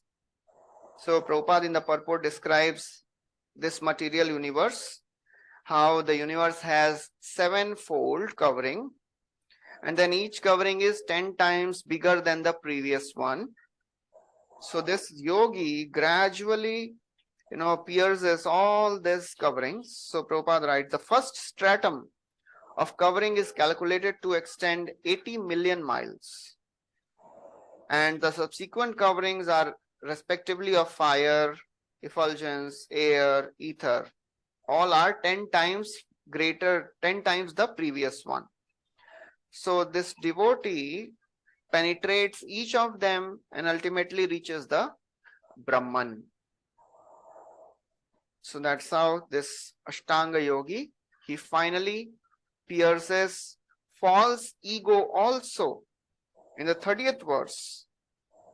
So now after he pierces all this material covering, the last is false ego, and then false ego comes from Mahatattva, Mahatattva comes from Pradhan. So this yogi pierces all these various coverings. So Prabhupada, he doesn't go into the detail of and the technical details of all these things. So after describing a little bit of what is happening here, Prabhupada, he describes that Lord Chaitanya has made this process very easy. Yogi, we don't have to follow all these complex things. Just by practicing Bhakti Yoga, one can attain perfection of the life. And just we have to chant the holy names in an offenseless way. And then he describes the 10 offenses against the holy name. So that's how he describes. And then Prabhupada writes in the purport further, when we speak of hearing and chanting, it means that not only should one chant and hear, but one should also read Bhagavad Gita, Srimad Bhagvatam, in association of devotees. Not just one should chant the holy names, one should read Bhagavad Gita and Bhagavatam also. Then the devotional creeper will slowly, gradually grow. And then, Prabhupada describes how the Bhakti Lata Bij grows and ultimately pierces the coverings of the universe and then reaches Brahman and ultimately Vaikuntha and then Goloka. So that is how it is described. Then Prabhupada writes few points. Working devotee must be mindful so that the creeper which has so grown will not be cut off. Prabhupada gives 8 points what a devotee should be careful of. First, he should not offend devotees. And then He says, offense at the feet of the pure devotee is like a mad elephant offense. One must be very careful. Third, he says, one should water the Bhakti Lata Bij, Shravana Kirtana Jale Karaye Sinchan. So the watering should be done and the weeds should be removed. What are these weeds? He describes in the fourth point. Material enjoyment, merging of the self in the absolute. So weeds are bhukti mukti spriha yavat pishachi ridi vartate tavad bhakti sukhasyatra katham abhyudhayo bhavet. The desire for bhukti and mukti, that these are the weeds. And also dharma artha kama moksha, they are included in that. Then fifth point, Prabhupada describes some more weeds. Disobedience to the scriptures, unnecessary engagements, killing animals, and hankering after material gain.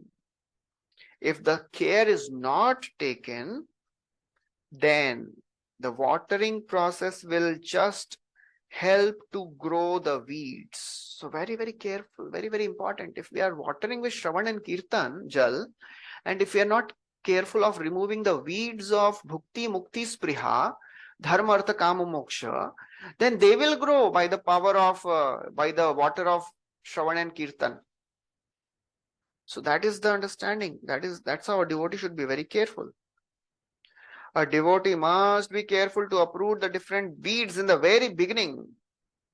Only then will the healthy growth of the main creeper not be stunted. And ultimately, by doing so, a devotee will relish the fruit of love of God. So that's how, Prabhupada, he describes in detail what is the process of devotional service. And then in the 31st verse, this yogi ultimately reaches Brahman. Translation, somebody can read? Only the purified soul can attain the perfection of associating with the personality of God, having complete bliss and satisfaction in his constitutional state. And whoever is able to renovate such a devotional perfection is never again attracted by this material world and he never returns. So that's how he attains Brahman and he never returns. So then in the 32nd verse, so Prabhupada, he again in the purport, he describes, some things about this impersonal Brahman and something about Vaikuntha Loka. And then again, Prabhupada describes the attainment of love of God means complete freedom from all other attractions. So that's how a devotee should aspire for that, not for merging into Brahman. So 32nd verse, he describes that these two paths which I have described, they are mentioned in the Vedas. They are not just my concoction. 32nd verse, translation. Hare Krishna, Your Majesty Maharaj Parikshit, know that all that I have described in reply to your proper inquiry is just according to the version of Vedas, and it is eternal truth. This was described personally by Lord Krishna unto Brahma, with whom the Lord was satisfied upon being properly worshipped. So that's how Shukadeva Goswami ends his description of the two paths of Krama Mukti and direct liberation by telling that these are mentioned in the Vedas, and Lord Krishna personally told these two paths to Brahmaji. So Prabhupada in the purport, he describes, he quotes from Brihad Aranyaka Upanishad. The same, description. Those who are free from all material desires, which are diseases of the heart, are able to conquer death and enter the kingdom of God through Archi planets. So that is the, Krama Mukti, through Archi planets. All these planets of this world, he goes, sees everything, and then ultimately reaches kingdom of God, that is Brahman. These Vedic versions corroborate the versions of Srimad Bhagvatam, and later it was confirmed by Shukadeva Goswami. So then Prabhupada writes that all this knowledge which we are hearing, it is coming in parampara from bona fide authorities. Shukadeva Goswami is hearing from, he heard from Vyasdev, Vyasdev he heard from, he's Narad Muni, and then ultimately Narad Muni has heard from Krishna, from Brahma, and then ultimately Brahma has heard from Krishna. So that's how this knowledge is coming down in parampara. It is not a mental concoction. So Prabhupada in this purport, he is emphasizing on the parampara system. Then, after describing all these various things, now Parikshit Maharaj, he is thinking, well, you have determined all these paths. And he says, is there any other path? So, expecting this doubt in the heart of Parikshit Maharaj, Shukdev Goswami is giving now the final conclusion.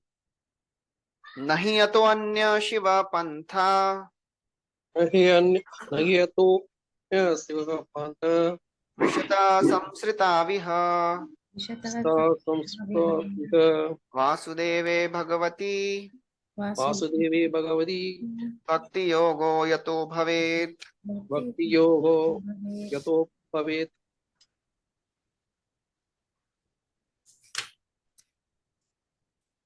For those who are wandering in the material universe, there is no more auspicious means of deliverance than what is aimed at in the direct devotional service of the Lord Krishna.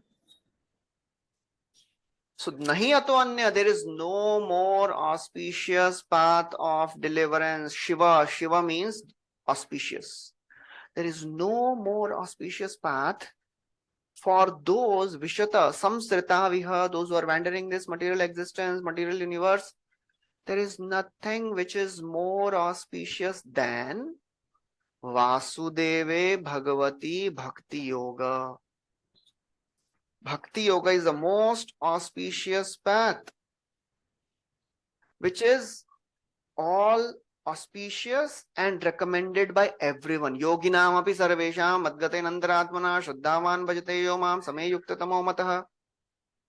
Bhakti is a supreme yoga. It is a supreme knowledge. Kechit kevalaya bhaktya Vasudeva parayana agham dhunvanti kartsena niharam iva bhaskaraha.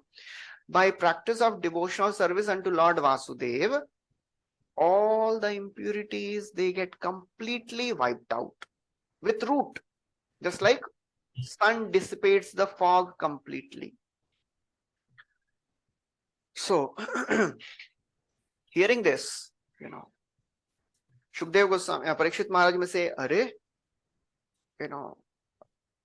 how do I believe this?" So Shukdev Goswami says that, Arey, Brahma himself has ascertained this with his own intelligence. This is the verdict of Brahmaji after studying the Vedas 3 times. 3 baar padhne ke baad he has come to this conclusion. Bhagavan Brahma Kartsnena Bhagavan Brahma Kartsnena Viran Viksha Manishaya Veer Anvikshya Tad Adhyavasyat Kutastho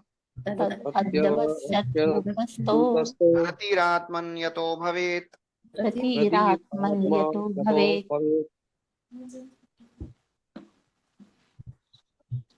Hare Krishna, the great personality Brahma, with a great attention and concentration of the mind, studied the Vedas 3 times, and after scrutinizingly examining them, he ascertained that attraction for the Supreme Personality of Godhead, Sri Krishna, is the highest perfection of religion.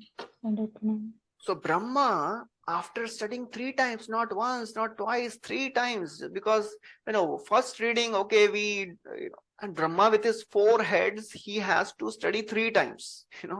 He's made up of intelligence. His body is not made up of earth, water, fire, air, ether. It is made up of intelligence. And with that body of the intelligence, with 4 heads, he studied 3 times, and then he came to this conclusion. Tad adhyavasat kutastho. One should meditate on the Supreme Lord. That is a perfection. And then Brahmaji, Shukdev Goswami continues. How to see that Lord who is the object of one's bhakti? He describes in the next verse. Bhagavan sarva bhuteshu Bhagavan sarva bhutesu lakshita swatmana harihi Lakshita Swatmana Hari Krishyar buddhyadi bhirdrashta Trishya Buddhyadi Vedrishta Lakshanair anumapakaihi. Lakshanair Anumapake. The personality of the Godhead, Lord Sri Krishna, is in the every living being along with the individual soul. And this fact is perceived and hypothesis in our acts of seeing and taking help from the intelligence. So use the intelligence to perceive the Lord. How to, because question was how to see the Lord. Use the intelligence. Lord is there in everyone's heart. Use the intelligence to see that Lord. Taking help of intelligence, one can perceive the Lord who is there in the heart. Prabhupada writes, general argument of common man is that since the Lord is not visible, how can one surrender? To such a common man, here is a practical suggestion given by Shukdev Goswami. Actually, Lord is not perceivable by our present materialized senses. But when one is convinced of the presence of the Lord by practical service attitude, there is a revelation by Lord's mercy, and such a devotee can perceive the Lord everywhere. Athapite dev padambuja dvaya prasadaleshanugrihet evahi janati tattvam bhagavan mahimno na chanye kopi chiram vichinvan. Only if one gets the mercy of the Lord, he can see the Lord, otherwise nobody can see the Lord. And how to get mercy of the Lord? Prabhupada writes, by serving the Lord, one gets mercy of the Lord. And it requires intelligence. So we have to be intelligent. Use your intelligence to understand that how everything is connected to the Lord. So Prabhupada gives some, logical things. Presence of Paramatma in everyone's company is not very difficult to realize, even for a common man. The procedure is as follows. One can perceive one's identification and feel positively that he exists. He may not feel it very abruptly, but by using a little intelligence, he can feel that he is not the body. And then, that is a logical understanding we give. This is our hand, our leg, our body, so we are different from the body. Therefore, just by using the intelligence, one can distinguish and separate his self from other things. So first, by using intelligence, we can understand, okay, I am not this body, I am soul. Then, by a little use of intelligence, we can also readily agree that living being who sees the things beyond himself has no power to see or move independently. All our ordinary actions and perceptions depend on various forms of energy supplied to us by nature. So very beautifully, Prabhupada is taking us to this conclusion, how our common man can also understand. First of all, he can understand that he is not his body. And then he will realize that, so many actions are happening in the body and we are dependent on nature for all these things. And then, by understanding this, he will see that our objects of perception are nothing but the products of inexhaustible permutation and combination of the forms taken by natural energy.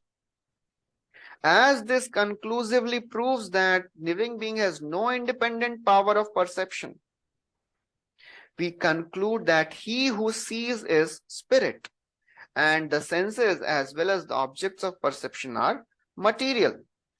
So first he realizes that he is not this body, he depends on the nature, he is not independent, he depends on the nature for everything. And then he realizes that everything in this nature is also working under someone's control. That is a logical understanding, because these things, this nature is not moving automatically. It is very perfectly organized, managed, state. So there must be somebody who is controlling all this. So that's how, using our intelligence, one can come up to this realization there is Paramatma also. And then after this, Shukdev Goswami describes that one can see the Lord very easily by the process of sadhana bhakti. And sadhana bhakti is the best of all the paths. What is this sadhana bhakti? Tasmat sarvatmana rajan. Tasma sarvatmana rajan. Hari sarvatra sarvada. Hari sarvatra sarvada. Shrotavyah kirtitavyascha. Shrotavya kirtitavyascha. Smartavyo bhagavan nrinam. Smartavyo bhagavan nrinam.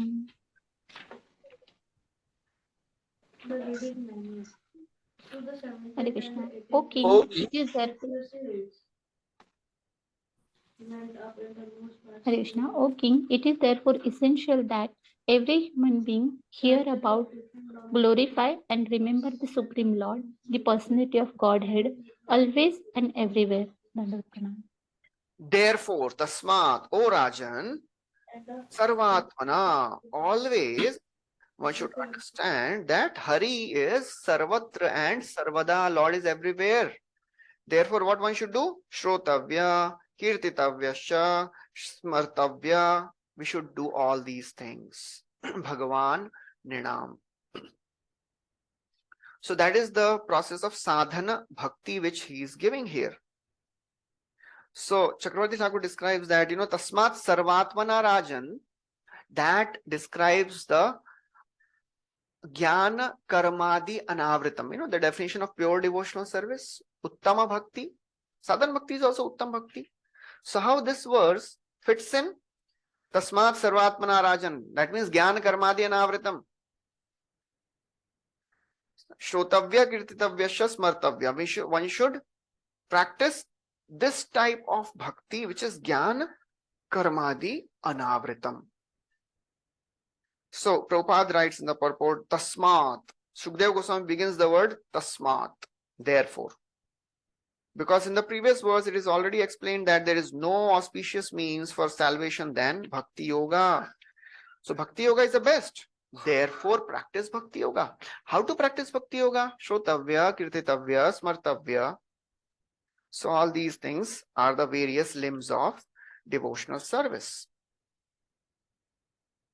Okay, so then the last verse. He gives two main benefits of practicing this sadhana bhakti.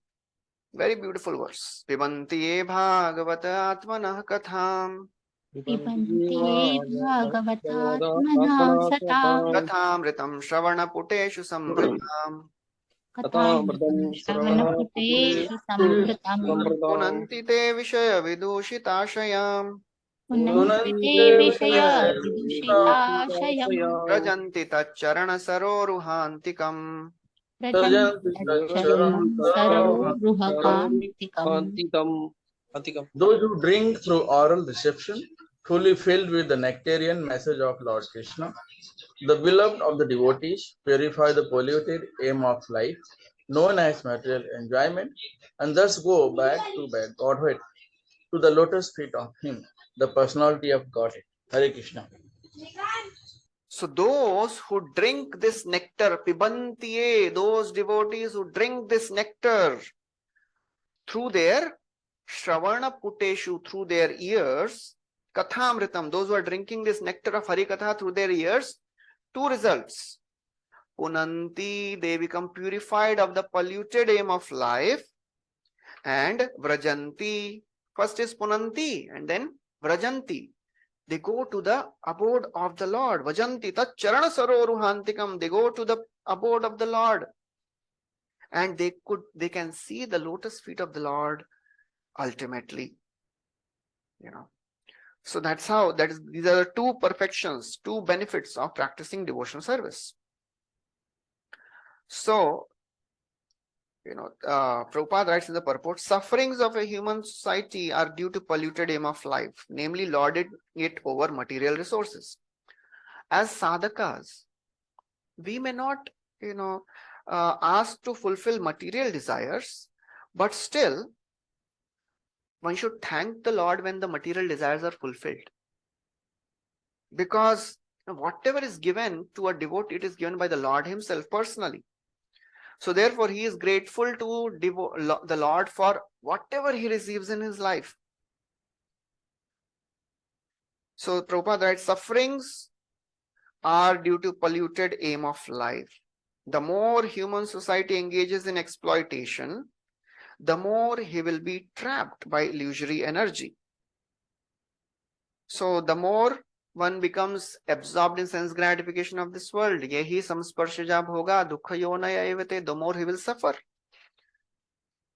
And when he realizes that, okay, I have to serve the Lord, then he comes to the proper understanding. Then he lives life according to the laws of God and he doesn't suffer. Just like first verse says, he's free from the modes of, he's free from the three miseries of the world. Janmadasya anvayati tarasya charteshu tene brahma hridaya adi kavaye muhyantriyat surya tejo vari mridam yatha vinimayo yatra trisargo mrisha dhamna swena sada nirasta kuhakam satyam param dhimahi. Oh, sorry. The next verse. Where it is there? Dharma projita kaitavatra parma nirmatsaranam satam. Vedyam vastavam atra vastu shivadam tapatrayon moolanam. So when a devotee starts practicing devotional service, tapatrayo unmoolanam. The three material miseries, adhi bhautik, adhi atmik, and adhi devik kleshas, they don't trouble the devotees much.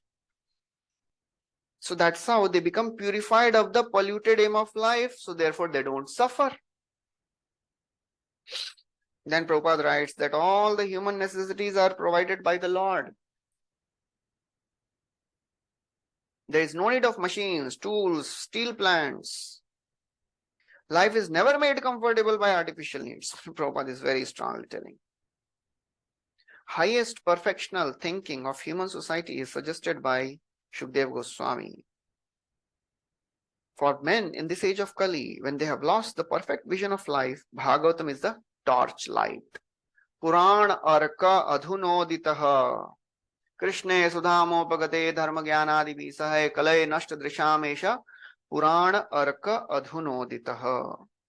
So therefore Prabhupada glorifies Srimad Bhagvatam. And a pure devotee, for him, all the topics of the Lord, they are always pleasing, very attractive. They are manobhirama. Nivritta tarshay rupagiyamana bhavoshadha shrotra mano abhirama. They are pleasing to the ears and they are pleasing to the mind. So that is how this process of devotional service is so very beneficial. So that is the end of this chapter. We'll stop here. Thank you very much. Hare Krishna. Srila Prabhupada ki jai. Granth Srimad Bhagavatam ki jai. I'll put the question paper on the group.